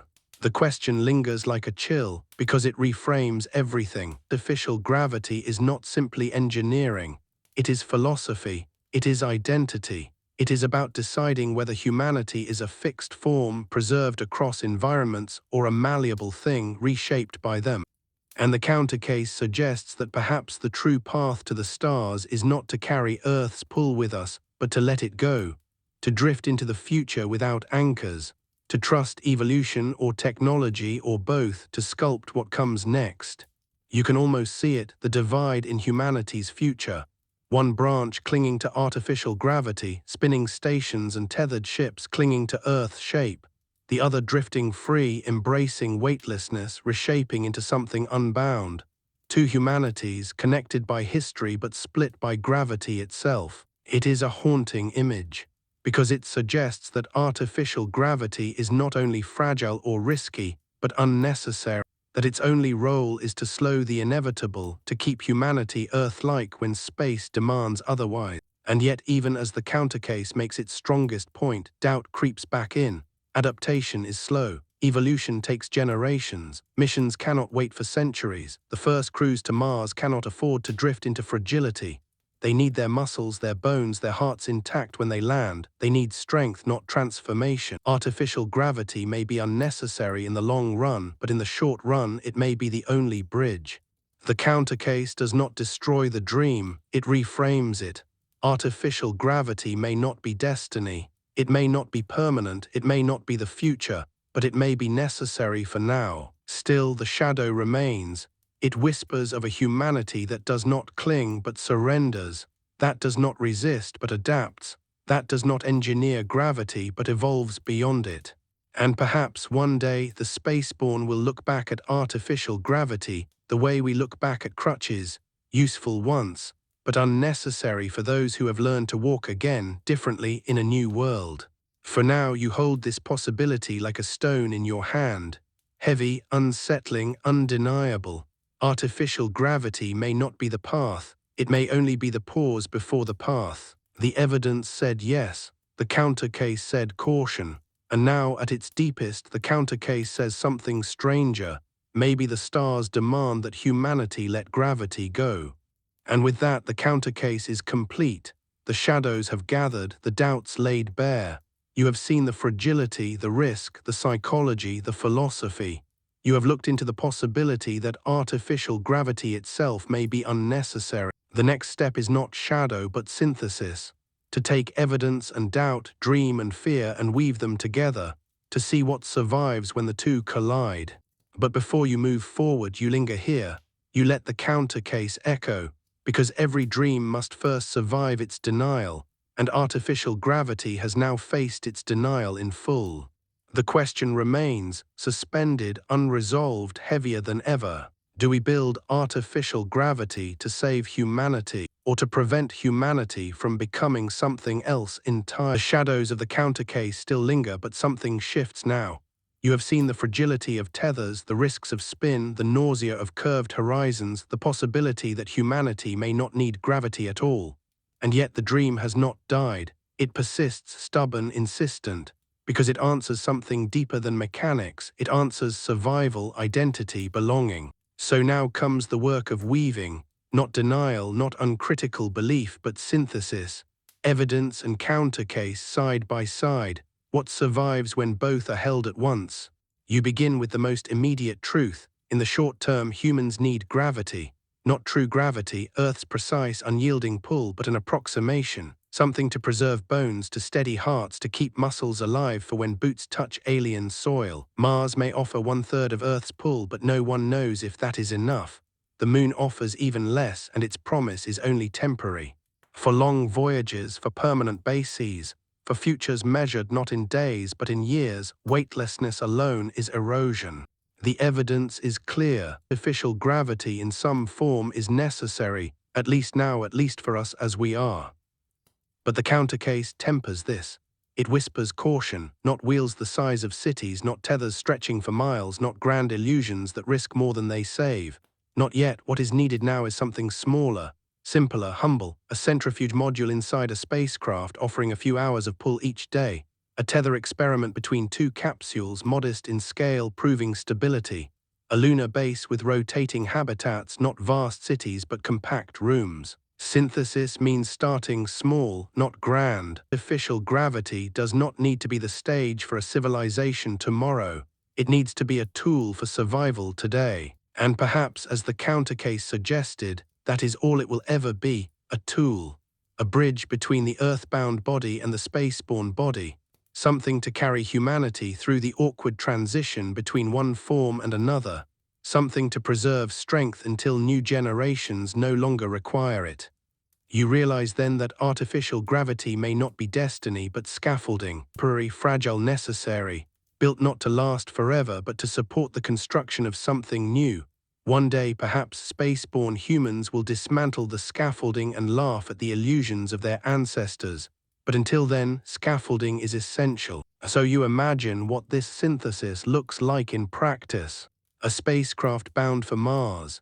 Inside a rotating chamber, perhaps a ring at one end spinning slowly, just wide enough to give a crew a few hours of strain each day. Not Earth gravity, not even close, but enough to slow the erosion. Enough to arrive not broken but whole. The rest of the ship remains weightless, simpler, safer. Artificial gravity becomes a supplement, not a foundation. Or picture a lunar base. Astronauts live much of their time in 1/6 gravity, their bodies slowly testing the limits. But attached to the base is a centrifuge, a place where for an hour or two each day they feel heavier, their bones loaded, their muscles pressed. The Moon becomes a laboratory, a place not only to survive but to discover whether partial gravity is sufficient for life. Or picture a station in orbit, not the giant wheel of fiction but something smaller, practical, a rotating module tethered to a central hub. The hub remains weightless for experiments and operations. The rotating module provides intermittent pull for health, a hybrid station balancing simplicity and necessity. This is synthesis, not extremes but compromises, not illusions of Earth but echoes of it, not permanence but transition. And yet there is room for something larger too, because synthesis does not only mean shrinking dreams, it also means expanding them cautiously. One day when technology grows, when confidence builds, larger structures may come. Wheels, rings, cylinders, not as first steps but as later ones, not as fragile experiments but as mature systems. For now, though, humility is the path. Artificial gravity begins not as grandeur but as medicine. You sense something deeper in this synthesis as well. The countercase warned that artificial gravity might prevent evolution, might keep humanity earthbound in identity. But perhaps that is not the whole truth. Perhaps artificial gravity and adaptation can coexist. Imagine children born in a spinning station. They grow in partial pull, their bones stronger than if they had grown weightless but lighter than earth-born. Their muscles tune themselves to the spin. Their hearts adapt to the compromise. They are not frozen in Earth's mold. They are something in between. Artificial gravity does not stop their evolution. It shapes it, guides it, slows the loss but does not prevent transformation. In this way, artificial gravity becomes not nostalgia but balance. A way of pacing change, of easing the body from one environment to another, of giving humanity time to adapt. not an anchor but a ramp. This is the heart of synthesis. Artificial gravity is not salvation, not illusion, not denial. It is bridgework, temporary scaffolding, a balancing act between past and future. You feel the weight of that realization, because it means the dream can survive the counter case. It does not need to collapse under its shadows. It needs only to change shape, to accept humility, to accept compromise. And with that, the vision clears. The future of artificial gravity is not a single destiny. It is a spectrum. At one end, fragile centrifuge chambers spinning for hours a day. At the other, vast cities rotating in space, generations walking under curved skies. In between, countless variations, tethers, partial spins, modular habitats, each one tailored not to perfection but to necessity. And somewhere along that spectrum, humanity will find its footing. Enough to survive, enough to adapt, enough to build. So now, as the synthesis begins, you feel the question transform once again. It is no longer can we. That has been answered. It is no longer should we. That has been weighed. It is now how do we. How do we balance survival and risk? How do we preserve identity without denying evolution? How do we build scaffolding strong enough to last, but light enough to release when no longer needed? The synthesis does not resolve everything. It does not eliminate shadows, but it offers a path forward, narrow but real. And in that path you feel something you have not felt since the very beginning: hope. Not naive hope, not blind hope, but hope tempered by evidence, sharpened by doubt, made stronger by the very shadows that once threatened it. Artificial gravity may not be the grand illusion of fiction. It may not be destiny, but it may be enough.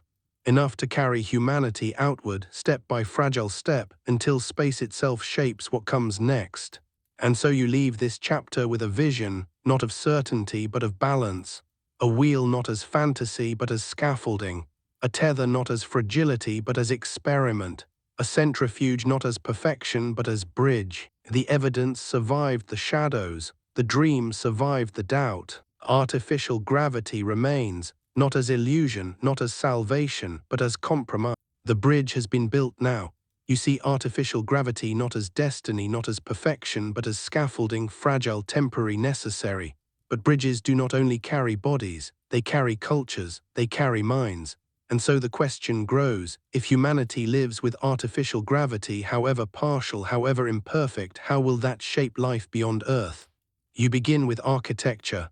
On Earth, buildings rise from the ground because gravity commands them to. Foundations anchor, walls bear loads, roofs resist collapse. Every beam, every arch, every brick exists because of weight. Artificial gravity will demand something different. Imagine a rotating habitat. The floor is the outer rim, curving upward, wrapping above your head until it becomes someone else's ground. Walk far enough and you return to where you started, the horizon folding back onto itself. Architecture here cannot be straight lines. It must bend, must flow, must acknowledge the curvature. Ceilings will never be flat, walls will never be vertical. Even the concept of a horizon changes, no longer distant and unreachable, but present, looping back above. What would that do to the human sense of space? Would home feel comforting or unsettling when the world curves visibly around you? Would you feel safer or smaller? Would you build with simplicity to calm the eye, or with extravagance to embrace the strangeness? Now imagine a centrifuge module, small, spinning inside a larger station. Step into it and suddenly your weight shifts. Your feet press into the floor, your body feels anchored, but leave it, drift into the weightless hub and the anchor is gone. Inside the same home you inhabit two realities, gravity and weightlessness. The architecture reflects that. In one room, chairs and tables stand on the floor. In another, food floats, tools velcro to walls, beds strap you down. Two worlds side by side, one imitating Earth, one abandoning it.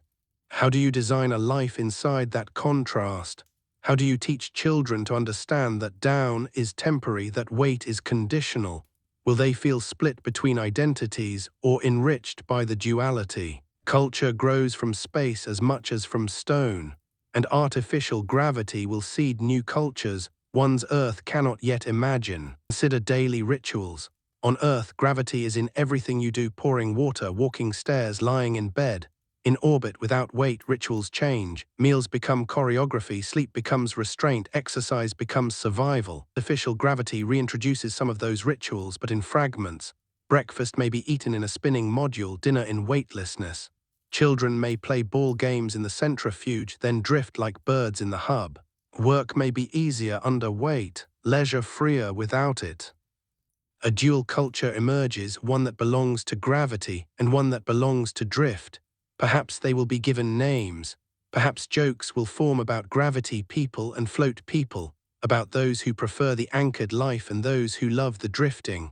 New identities will grow not from nations, not from planets, but from preference for one environment over another.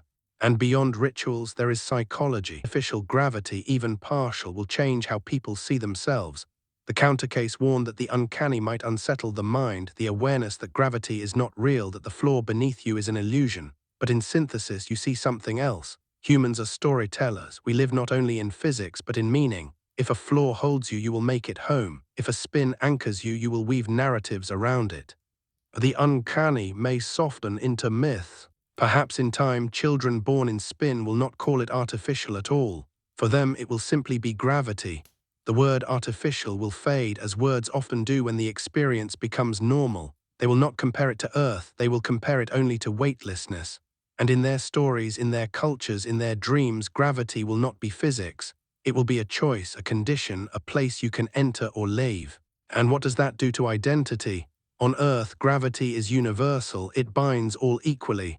But in space, gravity becomes selective. You step into it, you step out of it. You choose. Weight becomes optional, and with choice comes new meaning. Imagine how language changes. I'm grounded might no longer mean stable, but simply I've been in the centrifuge today. Light-hearted may describe time spent floating. Heavy thoughts may describe hours under spin. Even jokes will change, perhaps teasing those who spend too much time weightless as floaters, or mocking those who cling to the centrifuge as gravity addicts. This cultural layering is part of the synthesis. Artificial gravity does not simply preserve Earth culture. It creates something new, something hybrid, something richer. A culture that remembers Earth's pull but also embraces the freedom of its absence. And then you turn to time. On Earth, gravity and time are entwined. Day and night cycle as the planet turns. Sleep and waking follow the sun. But in orbit, the sun rises 16 times a day and weightlessness erodes the natural rhythms of the body. Artificial gravity, even partial, may restore some of those rhythms. Sleep may deepen when the body feels pressed into bed. Dreams may root themselves more firmly when the body feels anchored. Over years, a culture of sleep, of rest, of dreams may grow around the centrifuge, a place not just for exercise, but for restoration. You see how synthesis spreads. Artificial gravity is not only survival, it is architecture, ritual, psychology, culture. Even imperfect, even partial, it shapes the way life unfolds in space. And so you imagine a future station. In the hub, weightlessness reigns. It is a place of freedom, of play, of work that requires drifting. In the rim, spin provides gravity. It is a place of meals, of sleep, of exercise, of rituals that anchor. Between them lies movement, choice, culture. Life in orbit is not one thing but two. The synthesis suggests that this duality may not be weakness, but strength. Humanity will not simply mimic Earth. It will invent new ways of living, blending gravity and weightlessness into something Earth has never known. And perhaps in that blending, humanity will find something profound. On Earth, gravity is invisible, unchosen. In space, gravity will be visible, chosen. That act of choice may change how people understand themselves. It may teach them that even the most fundamental forces are not fixed, that even the weight that has always bound them can be reshaped, reimagined, redefined. Artificial gravity, then, is not just a tool. It is a teacher. It reminds humanity that even the most basic conditions of existence can be altered. That survival is not about clinging to what was, but weaving something new. And in that weaving, cultures will grow. Children will be born in spin. Stories will be told of the first wheels, the first tethers, the first stations where gravity returned. Legends will form around the pioneers who walked in circles, who ate their meals under curving skies, who dreamed in centrifuges. The uncanny will fade, replaced by belonging. So the synthesis widens. Artificial gravity is not only compromise, it is creation, not only bridgework but foundation, not only preservation but invention. The evidence carried you here, the counter case forced you to hesitate, and now holding both you see a future not of illusion but of culture, a future where gravity, once invisible and unquestioned, becomes a choice, a condition, a story. And in that story, humanity learns something Earth could never teach, that even the most constant weight can be reshaped, and that identity can be built not only on what is natural, but on what is chosen. Artificial gravity does not simply save, it creates. The synthesis has begun to widen. You've seen artificial gravity not just as scaffolding, not just as survival, but as culture. Architecture bends with spin, rituals divide between weight and drift, language itself begins to shift, and now you step further outward into the social fabric that artificial gravity might weave. Because this is not just about individuals living in orbit, it is about settlements, societies, futures that endure across generations. Artificial gravity in that light is not only physics, it is politics, it is economy, it is inequality, it is the definition of home written in steel and motion. Imagine the first permanent space settlements. There will not be vast wheels glowing above Earth, but small stations, modest, spinning modules, fragile bridges. Access to gravity will be rationed. Time in the centrifuge will be scheduled, allotted, tracked. Already you can feel the seeds of hierarchy. Who gets more hours under spin? The commander, the scientist, the wealthy tourist. Who decides? Who enforces? Artificial gravity becomes not just a technology, but a privilege, a resource, a currency. And wherever something becomes currency, power follows. You picture it in one corner of a station, the centrifuge hums. Crew members take their turns, pressing their bones into the floor, straining their muscles, feeling weight return for precious minutes. But there are too many people, too little time. Not everyone gets equal access. Some grow stronger, others weaken. Over weeks, over months, the inequality deepens, not of wealth, but of bone density, of muscle strength, of health itself. A class system grows not of nations, but of gravity. This is the first layer of politics, the allocation of weight. Now expand the vision. A larger settlement, a rotating habitat, a torus wide enough for thousands. Inside, artificial gravity is constant along the rim, but nearer the hub, where spin is weaker, weight fades. A vertical geography of force emerges, the outer ring heavy, the inner ring light. Already you sense how this might shape society. Perhaps the outer ring, with its firm gravity, becomes farmland, industry, labor. People walk there, dig there, sweat there. The hub, weightless, becomes luxury, freedom, play. The two are connected yet divided. To live in the rim is to live heavy. To live in the hub is to live light. And once again, inequality writes itself into architecture. Would this create resentment or acceptance? Would the light be envied or mocked for weakness? Would the heavy be respected for strength or pitied for burden? A new class system born not of money alone but of weight itself. Artificial gravity thus reshapes politics. It does the same to economy. Consider resources. A spinning habitat is not cheap. It requires mass, structure, stability. The larger the spin, the more material needed, the more launches, the more maintenance. Wealth will concentrate where gravity exists. Settlements with spin will thrive. Settlements without it will struggle. Trade may emerge, oxygen and water for food, metals for spin time. But the imbalance is there from the beginning. Those who control gravity control survival. Even the idea of home begins to fracture. On Earth, home is tied to ground, to land, to soil. In orbit, what is home? The spinning rim, the weightless hub, a hybrid station with two realities under one roof. For the spaceborne, home will not mean Earth. It will mean the environment they grew up in, be it spin, drift, or both. To them, gravity will not mean 9.8 meters per second squared. It will mean whatever force pressed their childhood bones. A child raised in 1/6 gravity on the moon will call that normal. A child raised in a centrifuge spinning at half Earth gravity will call that normal. Normal itself will fracture. And with fractured normal comes fractured identity. Humanity will no longer be one species bound to one pull. It will be many, divided not by race or nation but by force. Earth-born, lunar-born, Martian-born, spin-born, drift-born, each shaped by a different anchor, each calling their anchor real. Politics follows identity. Conflicts may emerge not just between nations but between gravities. The Earthborn may call the Spaceborn weak, fragile, alien. The Spaceborn may call the Earthborn heavy, clumsy, tied to soil. Each will see the other as strange. Each will see the other as incomplete. Artificial gravity thus becomes not only a survival tool, but a fault line. And yet fault lines can also be foundations. Inequality may arise, but so may innovation. A society divided between spin and drift may create new forms of cooperation, new forms of trade, new forms of art. Rituals may grow around transitions, ceremonies for children taking their first steps in spin, festivals celebrating the freedom of weightlessness. Politics may fracture, but it may also bind. Gravities may compete, but they may also complement. This too is synthesis. Artificial gravity does not erase difference, it creates it. And in that creation lies both danger and possibility. You imagine a future settlement, a wheel turning in orbit, its rim heavy, its hub light. People move between them daily. Farmers labor in the rim, astronauts train in the hub, children play in both. A dual society emerges where gravity is not universal but chosen, allocated, navigated, perhaps even celebrated. Would that settlement see itself as one community or two? Would it fracture into castes of heavy and light?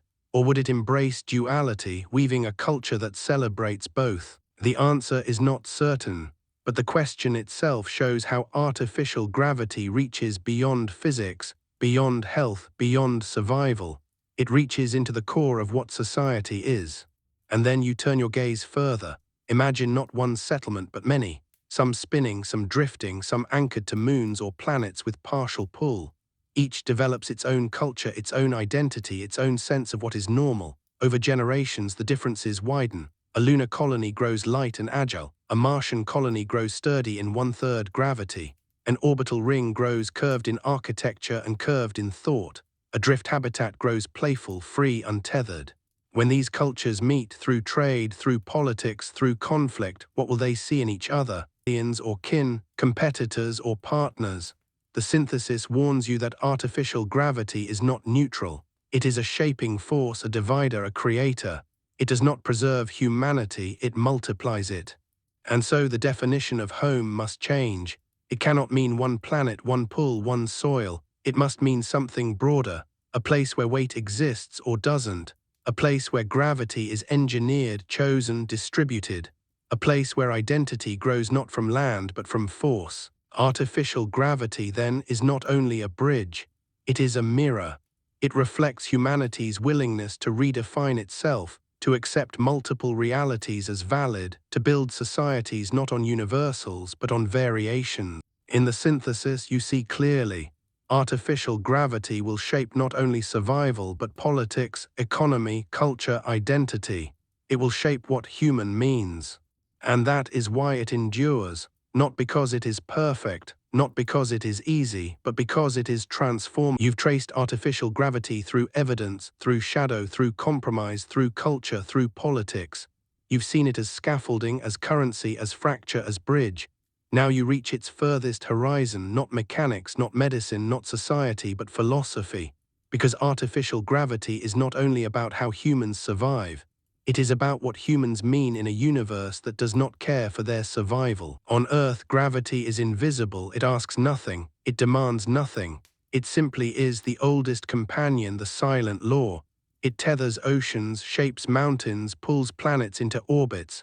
It has been here since before your species took its first step, and it will remain long after. To imitate it, to engineer it, to fake its pull inside a fragile machine drifting in vacuum, is to declare something bold, that humanity refuses to be bound by what is given, that it will not accept conditions as immutable, that even the most fundamental forces of the cosmos can be bent, if only in small, imperfect ways. Artificial gravity is not only engineering, it is defiance. Because in building it, humanity does not merely solve a problem of bones and muscles, it makes a statement that life is not a passive passenger in the universe but an active author, that even weight itself, the most ancient condition, can be rewritten. You imagine a rotating station gliding in orbit, its rim glowing faintly against the dark. Inside, families walk along curved streets, children chase balls that arc strangely, kitchens clatter with the ordinary rituals of meals. Outside, stars burn indifferent, their gravity immense, their pull eternal. And in that contrast lies philosophy. Inside, a fragile machine fakes what the cosmos provides for free, proving that existence is not only about adaptation, but about refusal to yield. It raises a deeper question. If gravity can be imitated, what else can? If one of nature's constants can be turned into technology, what prevents others from being bent? Sphere already is airlocks and oxygen tanks make lungs possible where no breath belongs. Temperature already is insulation and heaters keep warmth alive against cold that freezes instantly. Gravity, then, is simply another frontier of artifice. And artifice is what defines humanity, the ability to take what is absent and conjure it. Fire in darkness, shelter in storm, language in silence, weight in void. Artificial gravity is not anomaly, it is continuity. It is the latest line in a long story of refusing to accept absence. But still, there is another layer, because artificial gravity is not just about humans controlling their environment. It is about humans confronting themselves. What does it mean to build weight in weightlessness? What does it mean to declare that the pull of the earth is not only desirable but essential? Is it clinging to the past, or is it honoring it? Is it refusal to evolve, or is it insistence on continuity? Artificial gravity becomes not just a tool, but a mirror for values. A society that builds it says, "We are earth-born and we choose to remain earth-like." A society that abandons it says, "We are space-born and we choose to become something else." In this way, artificial gravity is not neutral. It is philosophical choice, ideological stance. It asks humanity to define itself, not by where it lives, but by what it insists on carrying forward. Perhaps one day this will even become political creed. Some settlements will call themselves gravity loyalists, building great wheels, insisting on floors, preserving the weight of earth. Others will call themselves void dwellers, embracing drift, letting bones thin, letting bodies change. Each will see itself as purer, truer. Each will accuse the other of denial. Artificial gravity will become not just a technology, but a symbol as charged as any flag. And yet perhaps that is its greatest gift, not to resolve identity, but to sharpen it. Not to unify humanity, but to force it to ask, what do we mean when even the most constant forces are no longer constants? The philosophy deepens still. Gravity, after all, is not only a force, it is metaphor. On earth, to be grounded is to be wise, to fall is to fail, to rise is to succeed. Entire languages are built on this invisible stage. What happens when that stage is rebuilt? What happens when gravity is not universal but conditional, optional, chosen? Philosophy itself will shift. Perhaps new metaphors will emerge. To drift may mean to be free, not aimless. To float may mean to transcend, not to lose. To walk in spin may mean to honor history. To live in drift may mean to embrace future. Artificial gravity will not only change bodies, it will change thought. It will rewire the concepts through which meaning itself is made. And beyond metaphor there is awe, because every spinning ring, every tethered ship, every humming centrifuge is a reminder of something profound. Humans do not belong in space, and yet here they are, building not only walls to hold in air but motion to hold in weight, writing themselves into places that by every natural measure reject them. To walk in artificial gravity is to walk in defiance of the void. It is to declare, I should not be here, and yet here I stand. This is why the dream survives the shadows, not because it is perfect, not because it is easy, but because it is symbolic. It is a reminder of what humanity does at its best. Take what is absent and conjure it. You see then why the idea of vast wheels has always captivated imagination. They are not just practical solutions, they are monuments, they are statements. They are architecture as philosophy, declaring that even stars and void cannot strip humans of the weight that shaped them. And yet, even if the future does not build those wheels, even if it begins only with modest centrifuges and fragile tethers, the symbolism endures, because the act itself, the act of spinning to make weight, is already a statement. It does not matter how large, it matters that it is done. The synthesis is complete now. Artificial gravity is not only scaffolding, it is not only culture, it is not only politics, it is philosophy, symbol, statement. It is humanity saying to the universe, we are not passengers, we are builders. You feel the weight of that realization, not the pull of gravity itself, but the weight of meaning. Artificial gravity is not a force, it is a choice. It is a declaration that humans will not only adapt to environments but create them, that they will not only surrender to the cosmos but reshape it. And in that choice, they redefine what it means to be human. So now, as the synthesis closes, you stand at the threshold of the final stage. The evidence has been stacked, the counter case has been faced, the synthesis has been woven. What remains is the open loop, the place where questions linger, where futures remain unwritten, where mystery holds the last word. But before you step into that, you linger here. You let the philosophy settle, you let the symbol glow. You let yourself feel the defiance, the audacity, the beauty of humans building weight in weightlessness. And you whisper softly to the stars that never asked for you, we will not only drift, we will stand. You stand now at the edge of everything you've built, evidence stacked, countercase weighed, synthesis woven. Artificial gravity has revealed itself as tool, as bridge, as culture, as philosophy. But the story does not end here, because stories like this never end in certainty. They end in questions. And so you step into the open loop, the place where futures branch, where answers scatter, where what you know becomes less important than what you wonder. The first question rises simply: how much gravity is enough? Is 1/6 sufficient, as the moon offers? Enough to slow bone loss, to steady the heart, to keep the mind anchored? Or will lunar colonists grow frail, their bodies still eroded, their lives shortened by partial pull? Is 1/3 sufficient, as Mars offers, a compromise strong enough to sustain long-term life? Or will Martian settlers discover, decades in, that their children grow with brittle bones, that their muscles never reach Earth-born strength, that their bodies become forever alien to Earth?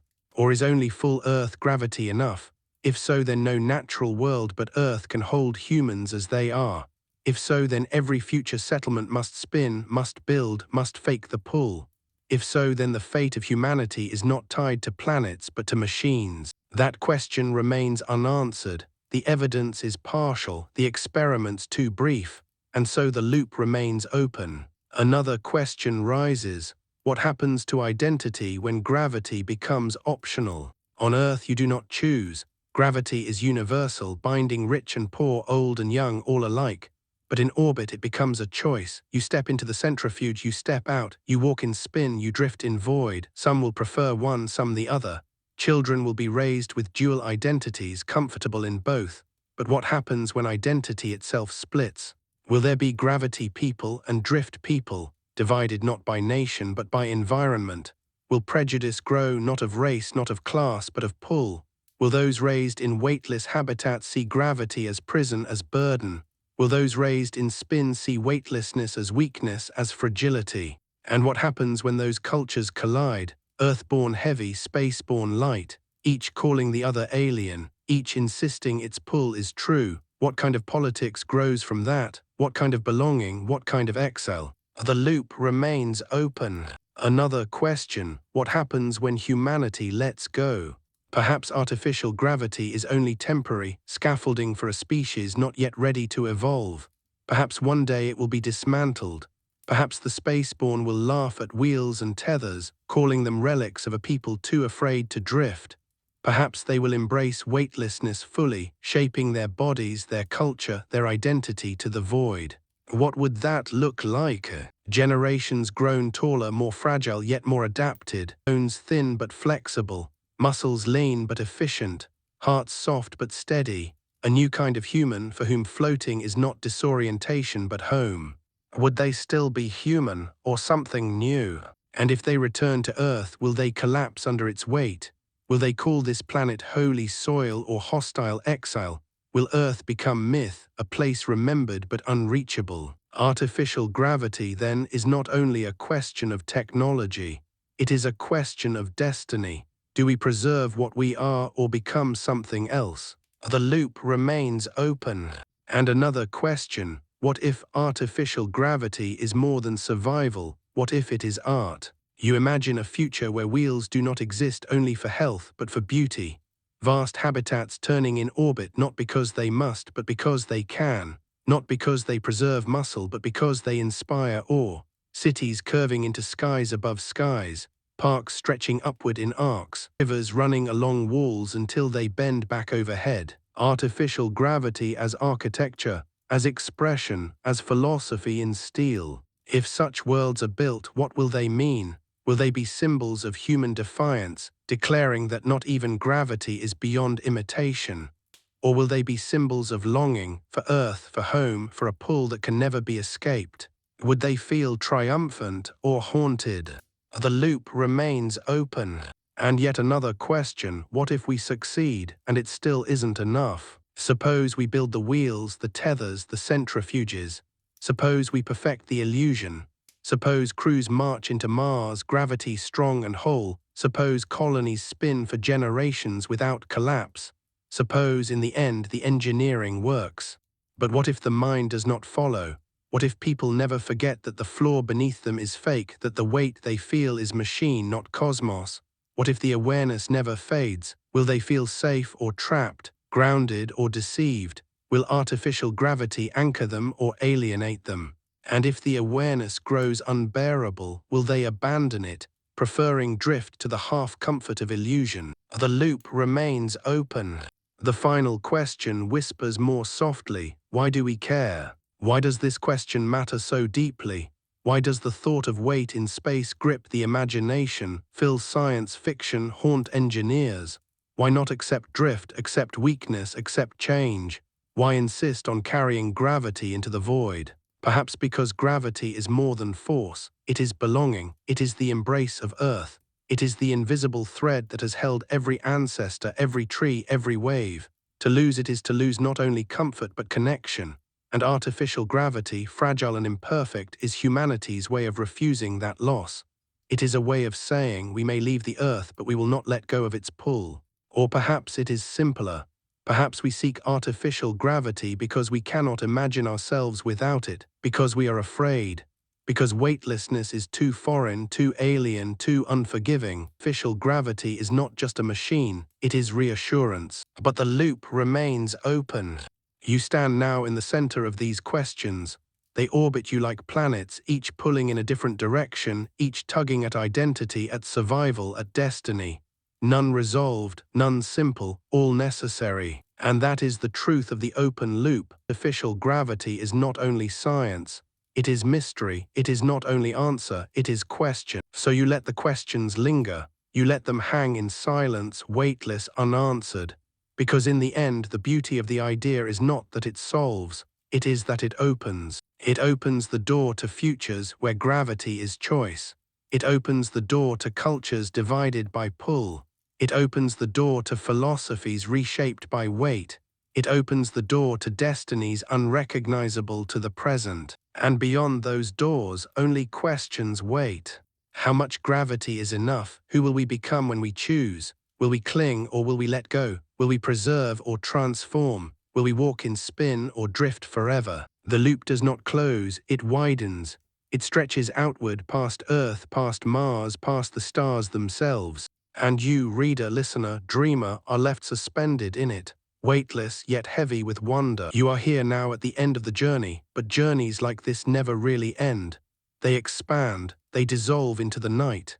And artificial gravity, the question that pulled you in, remains suspended, unanswered, unresolved, unfinished. Perhaps that is the point. Gravity itself has always been unfinished. It has no edges, no limits, no end. Every atom, every star, every galaxy pulls on every other, a web that stretches infinitely. To mimic it inside a fragile shell of steel was always an audacious idea. To ask whether it could be done was always to step into the infinite. And so the story laves you, not with certainty, but with weightless possibility. You imagine yourself walking in a rotating station. Your feet press firmly into the curved floor, your muscles working, your bones remembering. Around you, the horizon folds upward, bending back into the sky until it becomes ground again. Children laugh, running in circles that lead back to themselves. Adults work, planting crops along the arc of a ceiling that is also a field. It feels like Earth, but it is. It feels like home, but it's different. You pause, looking through a window at the stars. Outside, the universe remains untouched, silent, indifferent, weightless. Inside, a trick sustains you. A fragile spin, a fragile machine pretending to be the cosmos. Do you feel comfort or unease? Do you feel gratitude for the floor beneath you or sorrow for the fact that it is fake? Do you feel strong or small? You do not know, you cannot know, because the truth of artificial gravity is that it will always carry both. Comfort and unease, hope and fragility, triumph and doubt. And perhaps that is why the question lingers, not because it lacks an answer, but because it demands more than one. You think of the moon with its soft pull. You think of Mars with its gentle compromise. You think of the spinning wheels of fiction, the tethered ships of theory, the humming centrifuges of science. You think of bones growing strong then brittle. You think of children born in drift, their bodies tuning themselves to a new normal. You think of futures where humanity clings to Earth's pull and futures where it lets go. Each vision is possible, each carries truth, each leaves something unresolved. The questions spiral. If gravity is optional, what does that do to meaning? If cultures grow under different pulls, what does that do to unity? If humanity evolves beyond weight, will it still be human? If we succeed in building gravity, will we feel at home or forever unsettled? You hold them like stones, heavy in your hands, even as you drift in weightless thought. And then another question emerges, softer but sharper. What if this is not about gravity at all? What if it is about something else? About the human need to carry familiarity into the unfamiliar, to build comfort inside danger, to carve out little rooms of earth inside the indifferent vastness. Artificial gravity may be less about bones and muscles and more about memory, about building a floor so you remember what standing feels like, about pressing weight into your body so you remember what belonging feels like. It is nostalgia in motion, it is heritage in spin. And yet even nostalgia can give birth to new things. What begins as imitation may become invention. What begins as clinging may become creating. Artificial gravity may start as a way to preserve, but it may end as a way to transform. You can see that transformation already in imagination. A city in orbit, its streets curved, its buildings bent, its skies folding back into themselves. Children chasing each other in circles that never end. Artists painting horizons that loop overhead. Philosophers writing about choice, not whether life is heavy or light, but whether it is chosen or imposed. A culture not of earth, not of void, but of both. A culture that does not erase its past, but does not fear its future. And perhaps that is the truest promise of artificial gravity, not that it solves, but that it creates. Not that it saves, but that it inspires. Still, the loop remains open. Because no matter what is built, no matter how many wheels turn, no matter how many modules hum, the question never resolves. It always lingers. Are we carrying gravity with us because we need it, or because we cannot yet bear to let it go? And if the answer is both, what does that mean? You let the silence stretch. You let the weight of the question press into you, even as your mind drifts free. You are both grounded and unanchored, both comforted and unsettled. That perhaps is the truest simulation of gravity in space, not the spin of a wheel or the pull of a tether, but the weight of questions themselves. Questions that hold you even as they let you drift. Questions that ground you even as they leave you floating. So you end not with certainty, but with awe, with the sense that artificial gravity is not only about engineering or survival, but about what it means to be human in a universe that offers no guarantees. With the sense that to ask the question is to step into mystery, into imagination, into wonder. You leave it open, you leave it unresolved, because the most powerful stories do not close, they expand. They stretch outward like the cosmos, infinite, unbounded. And as you drift now at the end, you carry only this thought. Artificial gravity may one day hold your body, but it is the question itself that holds